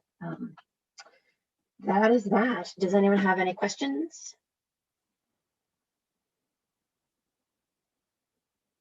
Fantastic. Thank you. Thanks, Jess. And yes, thank you to the fire department and fire company for all of their good work. Every day they've had a busy winter. Next we have EMS. Speaking of busy winters, EMS, youth and street tree. So I'll start just by saying that our tree committee meeting is next week. And just a note for Mary, you'll need a committee and a law, and there's a few other things, but I know that Don is on the committee working on that. So just be ready for a couple other things coming down the pipeline to get that Tree City status thing worked out. But then, so the Youth Commission has been working a lot for the last couple months on filling out what's called a vitality report with rural youth services out of the county. And I think I mentioned that John Gregory is the new chair of that commission. So he's really been focused on sort of streamlining the process and how we're operating, how we're onboarding new members and that kind of thing, which I think is really a recurring theme on all of the boards or committees that I'm a part of, that it's really sort of difficult to be a new member. It takes a long time to find your feet and to sort of know what your job is. So I think that's a really good thing. I think, we'll see how it goes, but it's certainly a really worthwhile initiative. We're also short one village rep. I know I've said that before, and that's part of our list, but I just saying it again in case anyone out there on YouTube or Facebook or anything like that is listening. If you know anyone who would be interested in being our citizen village representative on the Youth Commission, that would be great. We normally have two, so it would be John Gregory and then someone else. And in addition to that, the Youth Commission is considering adding either a permanent or rotating or occasional youth representative. So if you happen to know anyone who is in school, really any age would be fine, but anyone who would be interested in coming to a meeting, participating sort of at will to whatever degree they feel comfortable, certainly send them my way. That would be really great. Obviously, we're trying to keep the obligations to whoever that would be to, as close to zero as possible, so as not to scare people away. But the Youth Commission has historically had some youth membership, and we're, contemplating reviving that if we can find people who are interested. So if you know anyone, send them my way. For the EMS department, I unfortunately do not have a report this week. Chris is still working with EMS charts. He did say hopefully by the end of this week I'll have one to send out, and I'm hoping that it will be the more detailed version that we have talked about, but we will see. We also lost one of our full-time EMTs over the last couple weeks, so our sort of overtime crisis is now crisis, I don't know, with a capital C or something. Chris is really scrambling at this point to fill shifts. And so cutting down on overtime is increasingly difficult. We'll go into that a little bit more in executive session. But for right now, I'll just point out that when we look at those abstracts, if you look at EMS drivers, I believe this month was like 23,000 or something. And that number really should be under 20,000. So just for a frame of reference, every month you can see sort of where we're standing in the last few months. It's been really frustrating. I know Tammy just sent out a new list for per diem EMTs, I believe it was. So we'll see. And Chris is, at this point, we're hiring people as quickly as we can. So we'll see how that goes. I also worked a little bit today and over the last couple of weeks with Morgan to create a dashboard so that Chris can see sort of where our payroll numbers stand at any given time in a more, without having to wait for the closing documents for Vicky or without having to check in. So just a little bit more of a real-time look at that. So we'll see how that develops. And then the last thing is that permissive referendum, which is in the Dropbox. And I'm forgetting, the title is 2821. 3-year first payment auto pulse and monitor. So this is maintenance agreements. If you see, it's coming out of the maintenance agreement reserve. So this is something that we budget for every year. This payment is actually late. I'm not exactly sure what the story is, but happy to have it done. So in the case I move that we appropriate $5,608 from the EMS maintenance agreement reserve to pay for the first year of maintenance agreements for auto pulse and monitors, subject to permissive referendum. So moved. I believe Ben was moving that. Do you want to second that, Jess? Oh, sorry. Second. Okay, we have a motion and a second. Any comments or discussions? Hearing none, then all in favor, please say aye. Aye. Aye. Any opposed? All right, that passes, Vicky. Anything else, Ben? Just to add, I think everyone here knows this, but I just want to say it out loud since this is sort of a Karen Powers themed meeting, just to point out that she is also on the tree committee. But that's all I got unless there's questions. We are taking full advantage of her time and willingness to help out. If there are no questions for Ben, then I will move on to Ben with DPW, Water, Sewer, CPZR, and Farmers Market. And I do apologize to the folks from the Farmers Market who are here for being past the time that we indicated would be your turn. So Ben. Yes, thank you. So to that extent, we'll kick off with the farmers market conversation. Debbie had emailed me last week with the farmers market idea around sponsorships for the market, which is something I think we've pushed for the market to investigate and look into, and wanted to have a conversation here with the board around some details around the sponsorship idea. I think particularly around signage, but I think in general, I'll just kind of turn it over maybe to Debbie and Shirley if you want to give a little chat about what your thoughts were around the sponsorship. And I think the conversation here is just to kind of get reflection from the board and make sure we're all on the same page around what that might look like and how that might be pulled off. Hi, thanks for having us at your meeting. We are trying to support the farmers market and take off some of the burden from the village, because the village has really supported us for the last 20 years and we appreciate that. And Shirley and I have come up with these sponsorships opportunities for these businesses, and they would be large sponsorships that we would ask, and for multi-year. And as a token of our gratitude and in exchange, we want to advertise that they've done this type of sponsorship. And we thought an ideal location would be the farmers market sign on 227, because it's very visual from 2 points of view and it's already there. And we thought we could create a plaque to honor and thank the village because of your major sponsorship, but also the other multi-level sponsorships as well.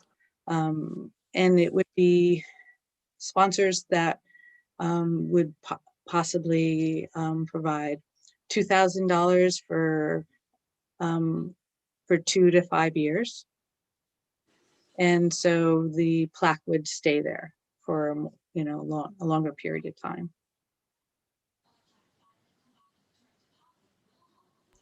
Debbie, can I add something in there? Absolutely. Yeah. So I've taken on, I'm new to I can't see anybody. I'm on my cell phone, so I can't see any of you. So it's very strange being on this platform. So and I just want to say that so that I can actually keep talking. So I'm new to the farmers market board, and what I've taken on as the vice president is the sponsorship and fundraising, but sponsorship program. And so what we're at work on is to develop a program that over the next few years will solidify and strengthen the financial side of running the farmers market. And so the tiered, we're still developing these tiers. We're still developing tiers, meaning like there'll be different levels that people can sponsor the farmers market. as Debbie said, some larger donations or sponsorships could be there, going down to maybe someone gives $25. So there's a whole depth behind it, which we're not going to go into right now because we're still kind of batting it around amongst us. But the thing that is most, when I did a couple of phone calls to some local larger businesses where we could ask for larger sponsorships, it became really clear that what they look for if they're going to provide a larger sponsorship is marketing and exchange. So it's being able to provide them, with what are we going to give them? What are we giving back to them where they get visibility? And so we've got our website, we've got our Facebook page, we have print material when we do print material. There's things that we would provide, and we're still figuring out what it would all be, right? So that's why we came to you, is that this idea of adding these plaques to the sign, the already existing farmers market sign. And again, we'd have to figure out how that would look, and it would be done it'd be done in a really tasteful way. And we do some work and research behind it, so it's done in a really done well. But that would allow us to make a significant request. If they had, if they're sponsoring, say, $2,000 a year for a 3 to 5 year term, they're agreeing for 3 to 5 years that they're going to give us $2,000 a year per year. As you can tell, that would automatically give us a kind of stability around our budget. So it's all in the beginning stages, but what we were hoping that we could get from the board is an okay to move forward with the idea of adding these plaques or adding the names of these businesses, or offering that we could add their names to that sign. So it's and if they're doing it for 3 years, it would be on there for 3 years, something like, sponsored by, and of course the village would be one of those people that would be sponsoring us. So that's what I would add to it. Yeah, we don't want to offer it without your permission to actually add something to the sign. We decided it might be better to not be one of those moments where you do it and ask for, forgiveness. We thought it might be better to ask for permission first. Comments from the board or questions for Debbie or Shirley?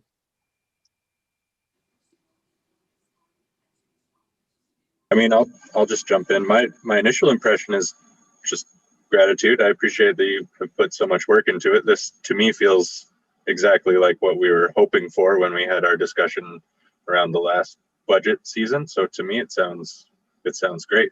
My only reservation is I don't know that the village needs its own plaque. It is the Trumansburg Farmers Market, but that's a little nitpicky.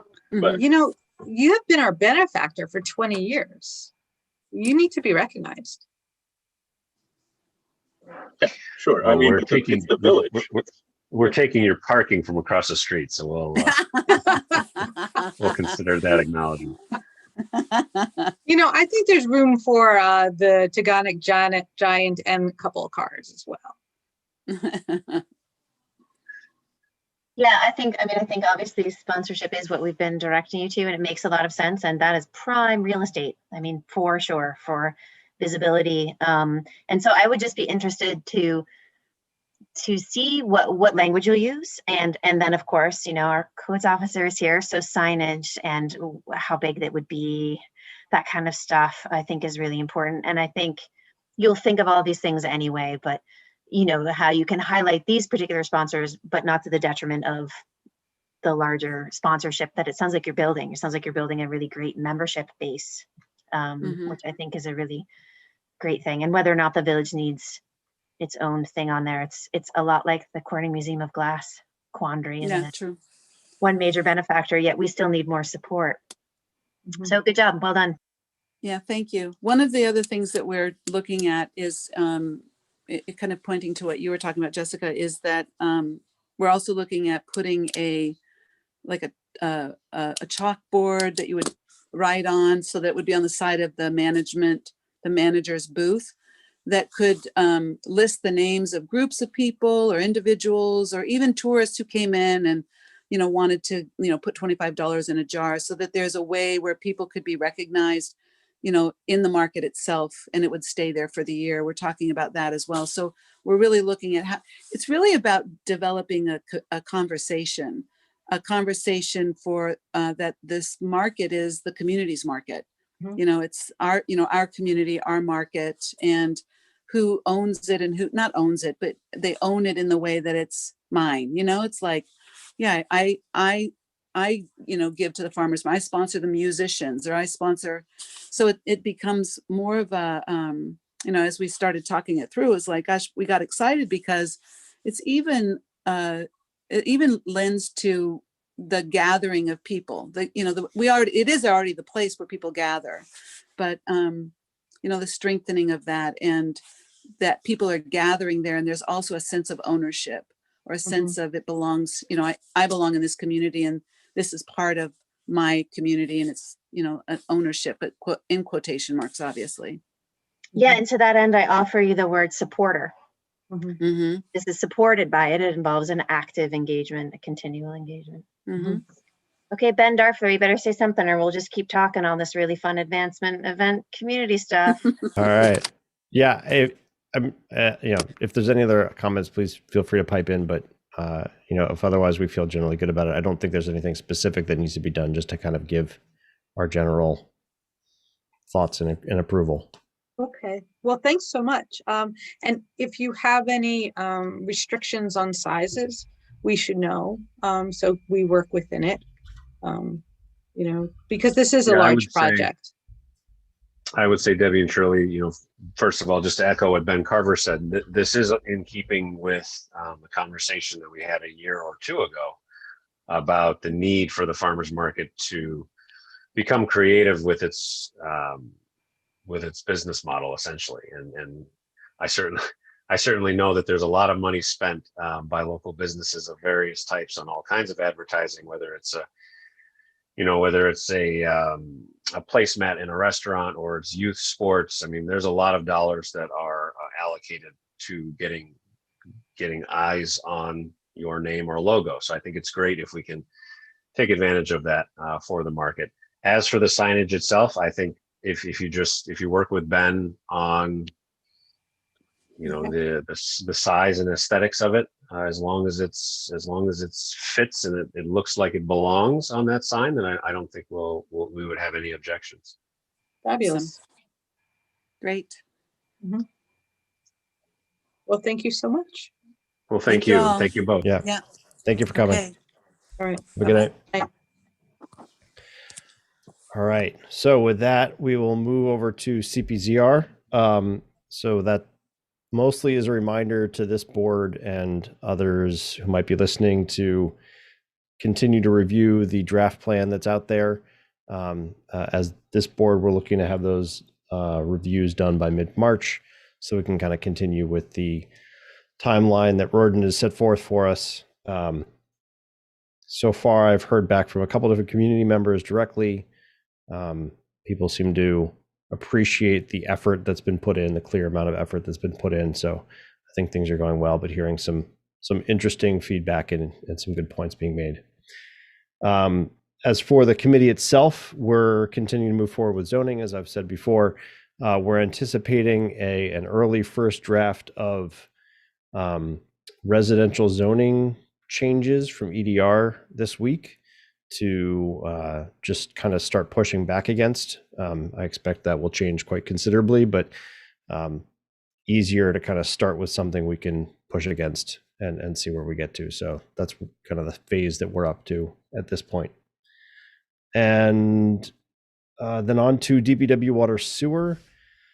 So a couple of things just kind of going down the list underneath on the agenda. On the Cemetery Road Bridge, I think there's kind of we have most of the update there from just talking through the financial side of things, but there is a design proposal that's out that we're reviewing.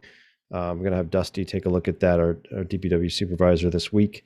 And I believe on the kind of in the background, we're working through an MOU with the town just to really clarify who's responsible for what parts at what times and the money and kind of sign off sides of it. Because as Roard mentioned when we were talking about that, there's the town and the village and the county and the bridge and the water, and there's a bunch of different moving parts. So just trying to get that really clear and articulated so we can all be on the same page around that. The footbridge kind of slowly continues to move forward. There is a bit of a conversation I'd like to have here with the board around that. So the next phase of that project is to get detailed engineering designs drawn up. We've reached out to a couple different community members to see if there was anyone who might be willing to donate some of their time and expertise. And being a bridge and kind of specific and particular build, we weren't able to find anyone who had exactly the right skill set that was willing to help out. So I think we're back to talking to MRB for that particular design. Then we also have to talk about the build of it. Probably the concrete footers and some of the kind of basic structural pieces the DPW will be able to handle generally on their own, but the metal work is obviously something that's a unique skill set.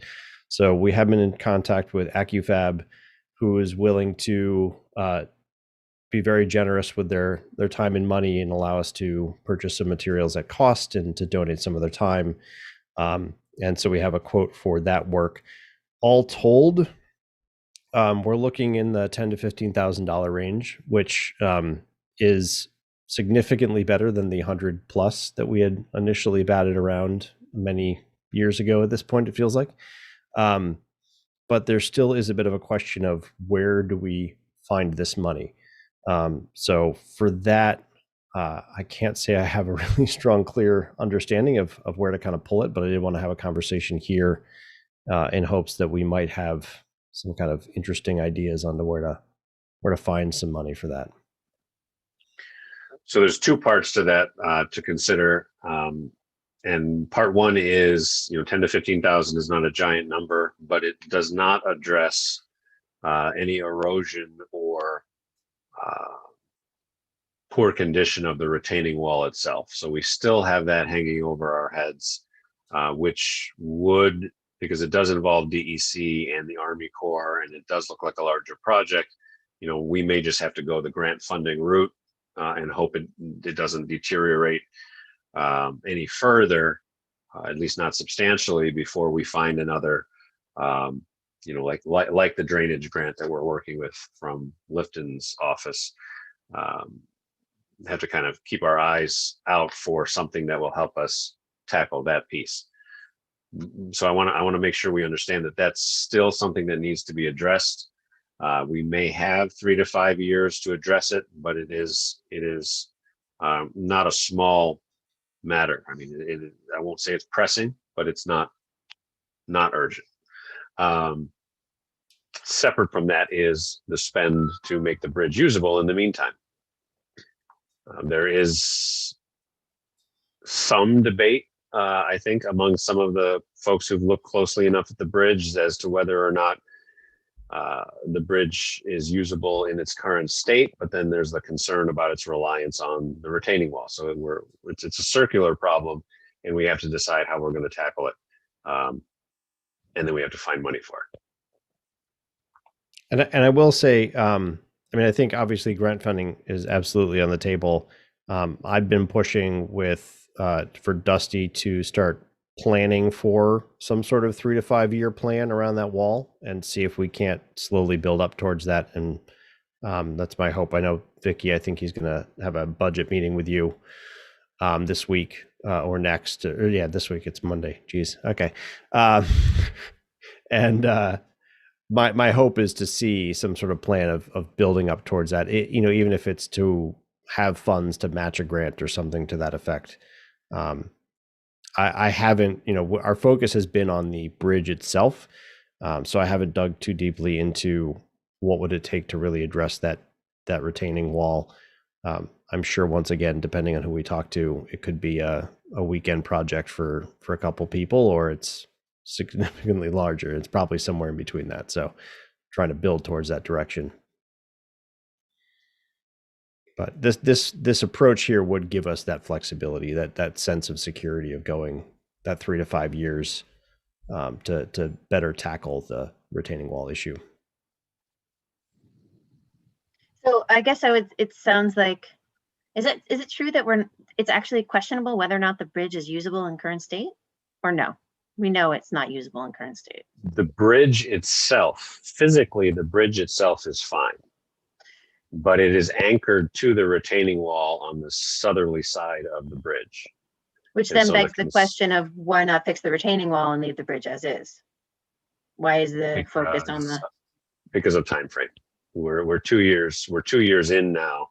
We're probably looking in the $50,000 range, and a lot of red tape to get Army Corps to approve our work on the retaining wall. Yet, if we don't improve the retaining wall, this $10,000 to $15,000 on the bridge won't last. So it has to be. We have to see what the next answer is, right? Like you have to. Can wait to do it, but you gotta know what it's gonna look like. Yeah. So the approach here with the bridge is to anchor it much further up the road, and then basically to build pads further up the road that anchor the additional steel work or metal work that then connects to the bridge. So the bridge is now essentially anchored still on the post office side where it is, but now on the Gregg Street side, it would be anchored significantly further up the road so that it would no longer be reliant on the retaining wall. And then the retaining wall just is a question of erosion in general, because it's a waterway and spring happens. Okay, great, thanks.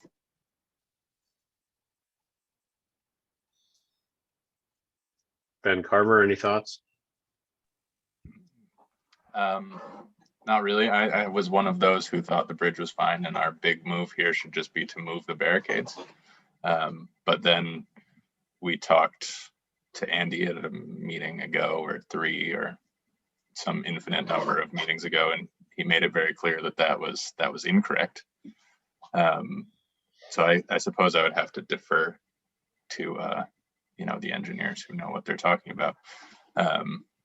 And to me, it seems reasonable. It seems like a good long-term strategy to anchor it the way it's been planned. I think it's a good idea. The question really is where the money comes from. But that's all I have for comment, I think. Well, then if we're willing to move forward with it to the tune of 10 to 15,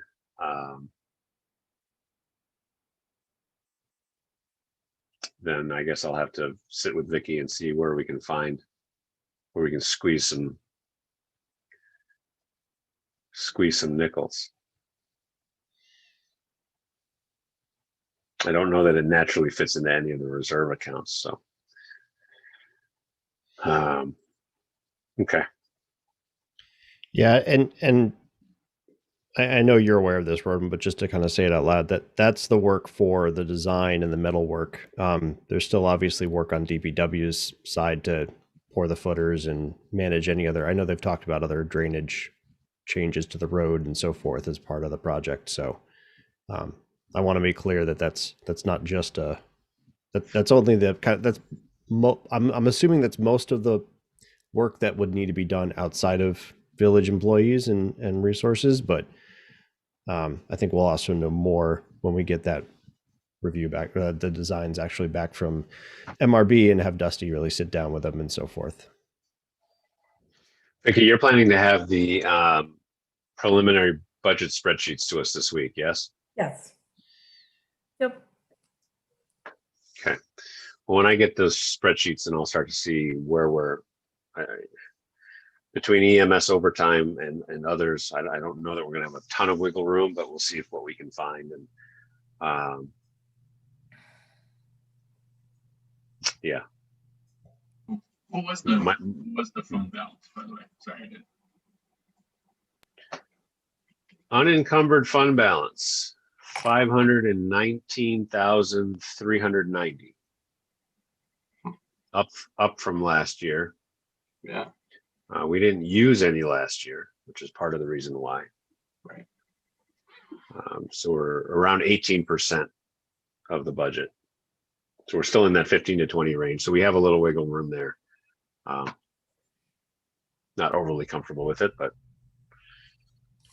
The other thing that dawns on me, and I hate to stretch this work out any further, but maybe there's ways to play around with doing the MRB part up front and seeing if we can't defer strategically some of the work until just after the new budget if we really get in a pinch.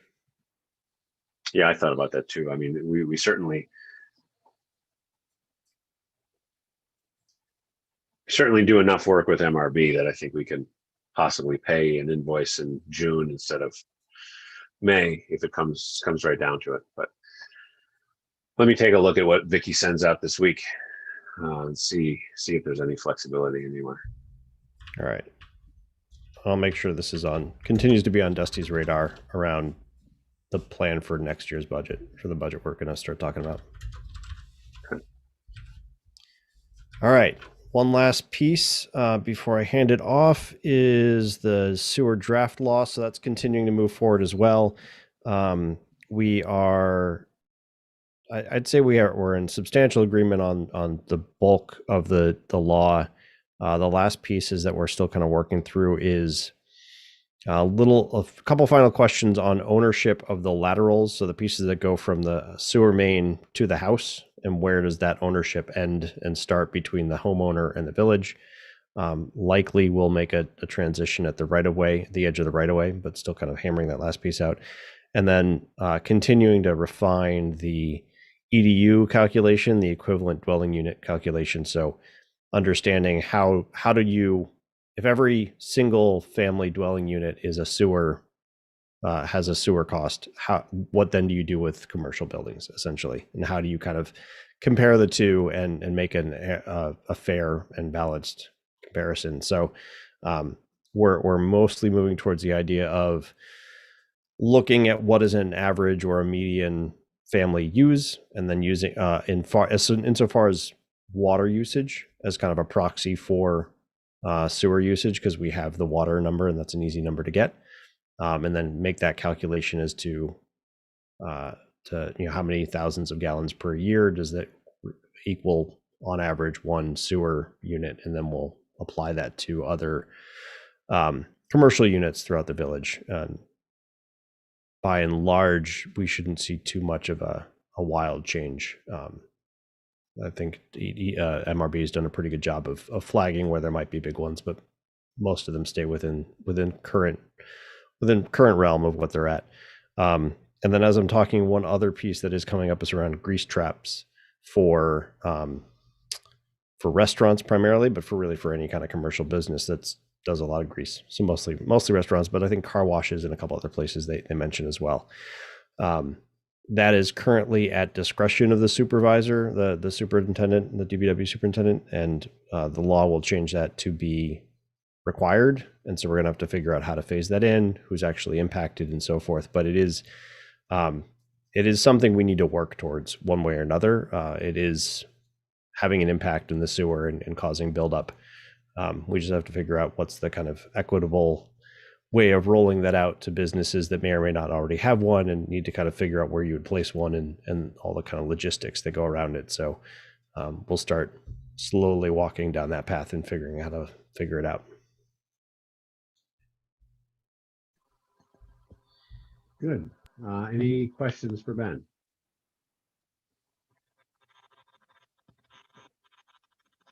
Okay. As I mentioned earlier, Trustee Hannon is excused for the evening, so I will flash back in time and do a police commissioner's report.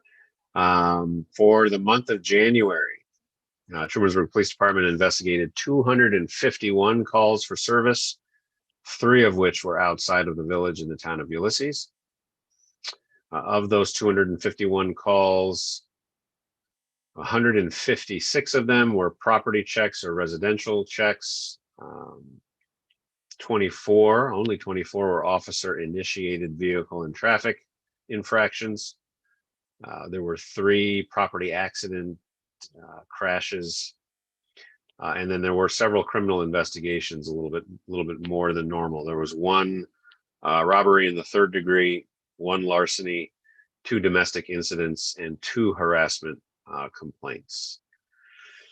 Chief Nelson reports no serious matters to report during the month. Our department continues to keep all COVID-19 safety measures in place. The department screens individuals prior to entry into the police department, wearing of face coverings and use of all sanitizers and disinfectants. Officers have been offered the vaccine through the department, through Tompkins County. The majority of our part-time officers will be obtaining their vaccine through their full-time employment or employer. And that is the police report.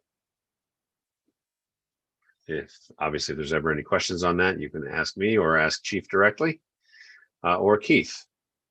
So we will move on to Treasurer, Vicky. Hi, everyone. It's budget season. I think the plan is Ward and I are going to meet Wednesday morning. And I met with Chief Nelson today and finalized his budget. I meet with Dusty and Tom tomorrow afternoon. So I'm hoping that probably before Ward and I meet, I'll go over it again and make sure everything is right.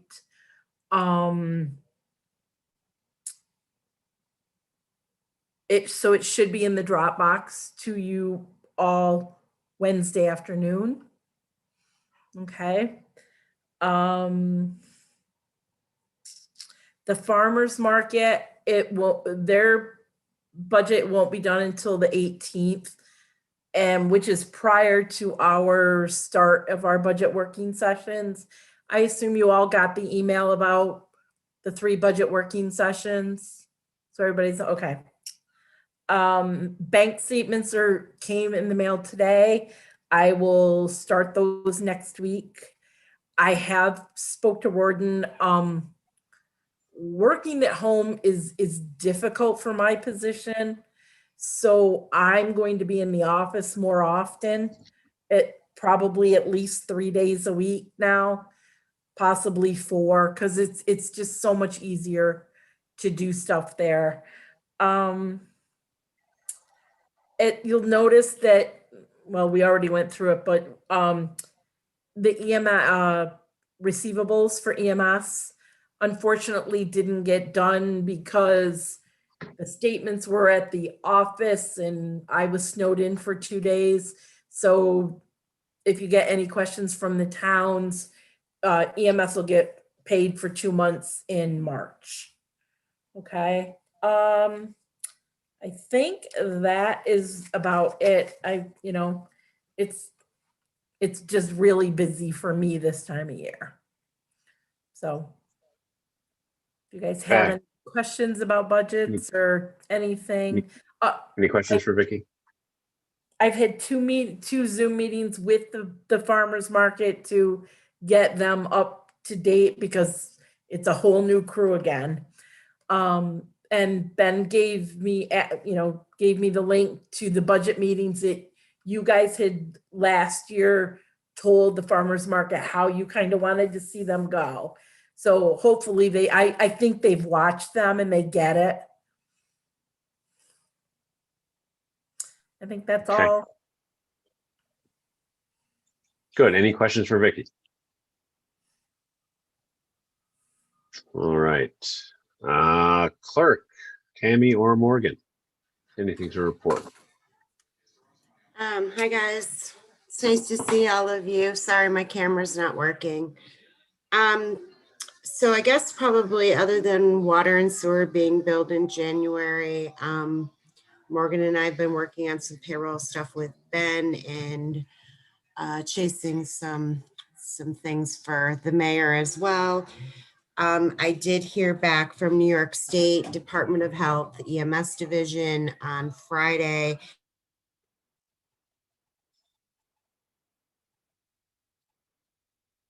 I think we lost you, Tammy. We lost your audio.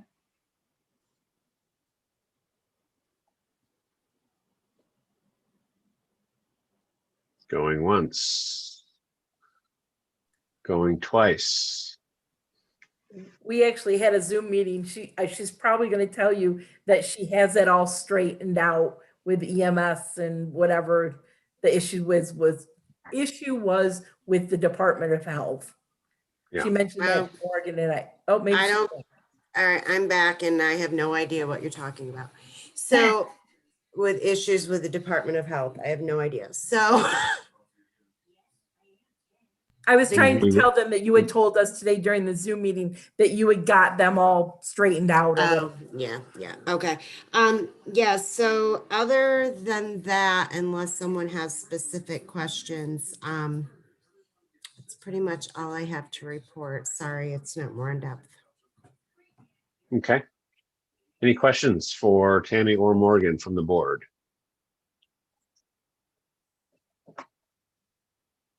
Okay.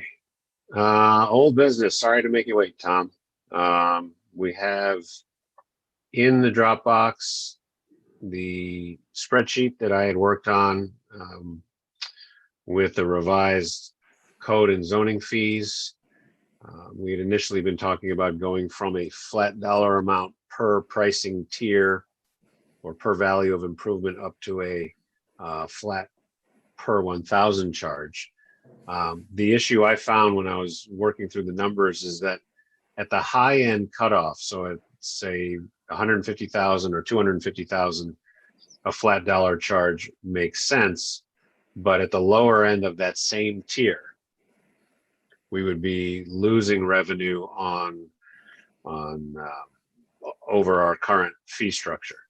There is a break-even point to that, however. It happens to be right at 250,000, over and above which a flat dollar amount does make sense. Hopefully everyone's had a chance to look at the spreadsheet. I'm suggesting a $2.50 per $1,000 of estimated improvement on any dollar amount over $250,000. That's not as high as other surrounding municipalities. I'm not necessarily looking to compete with the city of Ithaca at $7 per 1,000. But I think it strikes a balance between where we currently are and where we would like to see kind of the higher end projects go. But that's a board decision, so I'll open it up to Tom if you have any comments on it first, and then to the other board members. Well, first, I appreciate you putting the thought into it, Roden, because one of the things I was encountering when I was doing the flat fee was if I kept the flat fee at a reasonable rate, the lower end where most of the permits are issued would be a reduction in fees. And we really don't need to have a reduction in our permit fees. So what we have now is pretty much in keeping with a lot of the other municipalities. I would like a higher flat rate for the commercial work, but that's not my decision. Now, the proposed fee structure I got had a separate tier for residential and commercial. I think the commercial should also include multi-residential, and maybe it's assuming that. I don't think we need mixed residential that we have in the initial one as a category, because that was just the same fee structure anyway. But I'm happy with it, unless folks want to advocate for a higher flat rate for the above 250K.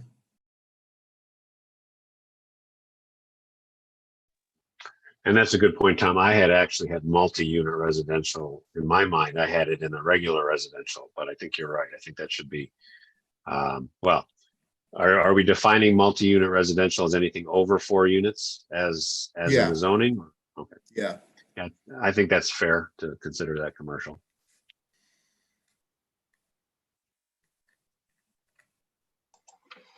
When I was looking at it, that was actually my only comment as well, was just that those categories were missing. But you don't think we need mixed residential? Is that just a category that goes unused? I haven't seen it used here. I'm not sure why it's there. What's the mixed? Does that mean there's commercial in there also? So there's no definition for mixed residential in our zoning ordinance. And usually the first place I go when I have a confusion about something are the definitions. Will there be in the new zoning? Will there be, right, a mixed residential would be commercial downstairs and residential up above.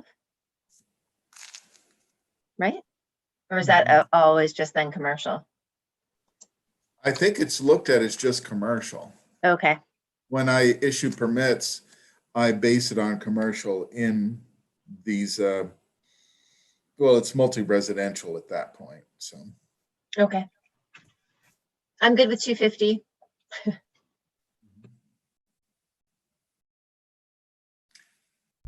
The document I'm looking at, I think still has 350 for commercials. That's still what we're talking about as well.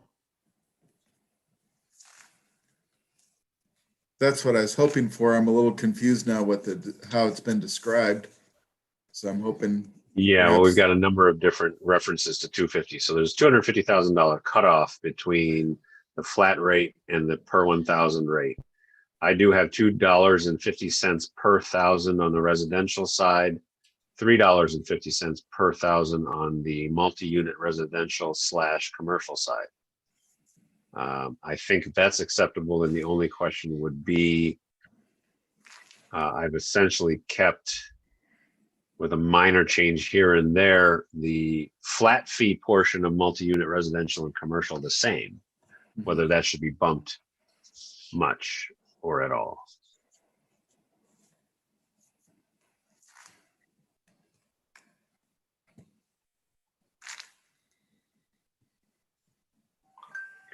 Or we can just revisit this more often than once every 6 or 7 years. Now that if we have a template that we like, and adjust the flat fee as, you know, as Tom, as you see your work, you know, either ballooning or staying steady. You know, if it, I don't want to nickel and dime our residents either. So, I mean, does it really matter whether it's 195 or 200 or 225 at a particular price point? I think the point is well taken that a larger project, which might have previously been 2,000, but really should be 15. You know, that I get. On the flat fee side, I could probably be swayed either way on whether it's important to bump it by a few dollars a year or not. Yeah, I'm perfectly happy with the flat fee for the residential and commercial. One of the things I base it on is when I give the contractor, whoever's applying for the permit, the bill for it, do they complain? And usually, you know, the Amish folks will always complain. You know, if it's $25, they'd complain. But only sometimes does anybody complain about the fee. And I think that's good, you know, say 15% of the time. So to me, that means that it's fair, you know, and that's not a very technical way to go about it. But I think and we have so few projects at this point above 250K. You know, I probably in the 6 years I've been with the village, I've seen 6 projects of that cost, maybe less. But I think we should really be prepared for it because it's going to come. And the larger these commercial projects and multi-residential get, the more complex they get in the code requirements. You know, all of a sudden sprinklers are in there, and, you know, what type of sprinkler system, and, you know, on and on and on. So the inspections will be more time consuming. We could say it just from there, but it also take more research around those inspections. Okay. So since we are changing fees, this does require board action. So if we are satisfied with the new fee structure for now, then I would entertain a motion to amend and change our code and zoning permit fee structure to the proposed. Make So that moved. motion. Second. Damn it. With just the friendly amendment that we would also be adding multi-residential, which would be the same fee as commercial. Okay, we have a motion and a second. Any additional discussion? Hearing none, then all in favor, please say aye. Aye. Aye. Any opposed? All right, thank you, Tom, and thank you for sticking around Okay, till the thanks for till the working on bitter it. end. Appreciate it. So, and Ben Carver, excuse me, we can incorporate this into the new website once that's all worked on. Yeah, if you want to send me something new, you can. I'll pop it over there. Well, hopefully one of the clerks will have something for me. Tom, Great. if you email it to me, I'd be happy to do it for you. Oh, how nice. Thank you. I'll do You're that always tomorrow. welcome. I can't wait. I'm looking forward to it. We'll try to get some sleep. Yeah, it's overrated. All right. Next item of old business is what may be, for now, our last website update. Yeah, so as Tom alluded, we have a new website. It is up. We made the switch 2 weekends ago. Can't quite remember. It's looking great, and hopefully everyone's finding it easy to add and update things. So I encourage everyone to take a look, and yeah, if there's anything to change, let me know or let Morgan or Tammy know. And the next phase of this project, now that we're kind of switched over to the new platform, Tom and I are working with our vendor to slowly add an online form for one of the more used zoning forms, and that will allow people to fill that up online. And I imagine probably send it as an email to Tom. What we're still figuring out kind of the details, but one of the benefits of now switching over to the platform is we can start taking advantage of some of the more advanced features bit by bit. So that'll be to come, but that'll just kind of continue on the side. So for me, I'm calling this closing the chapter on the website, and it is now off of my perennial to-do list. One thing down, 5,000 more to go. I'm sure we've added about 10 for that one you got to cross off, so that's good. It's really amazing, Ben. The website's really good. Great. Yeah, I'm very happy with how it came together. I think it came out really well. Yeah. Anything else under old business? Anything that we have forgotten to put there? The only item under new business that I have is in the Dropbox is listed as disaster plan.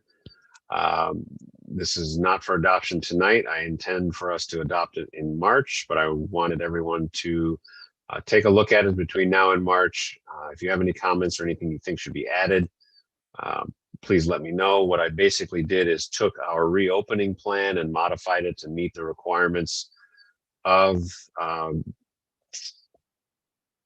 legislation. Actually, it's not an executive order, a legislation that was passed back in late 2020 that requires municipalities and all public employers to create plans to adequately protect workers in the event of another state disaster emergency involving a communicable disease. So again, our reopening plan did most of that, but there were a couple of items, listings and descriptions that I needed to add. So if there are any questions on that in the meantime, certainly let me know, but I do have it on my list for the March meeting to adopt it formally so that we can be in compliance with the requirement to have a plan in place by April 1. Any other items of new business?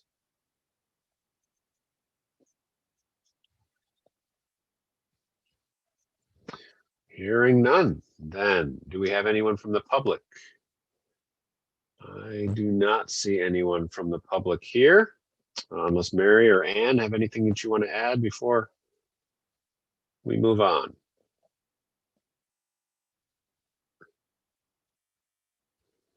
Then in that case, I would, do we have a need for an executive session? I think we do, Ben, right? Yep, just quick though. Okay, then I would is that EMS? And I would entertain a motion to go into executive session to discuss an EMS personnel matter. So moved. Second. All in favor? Aye. All right, we are in executive session. Let me stop the stream and stop the recording. I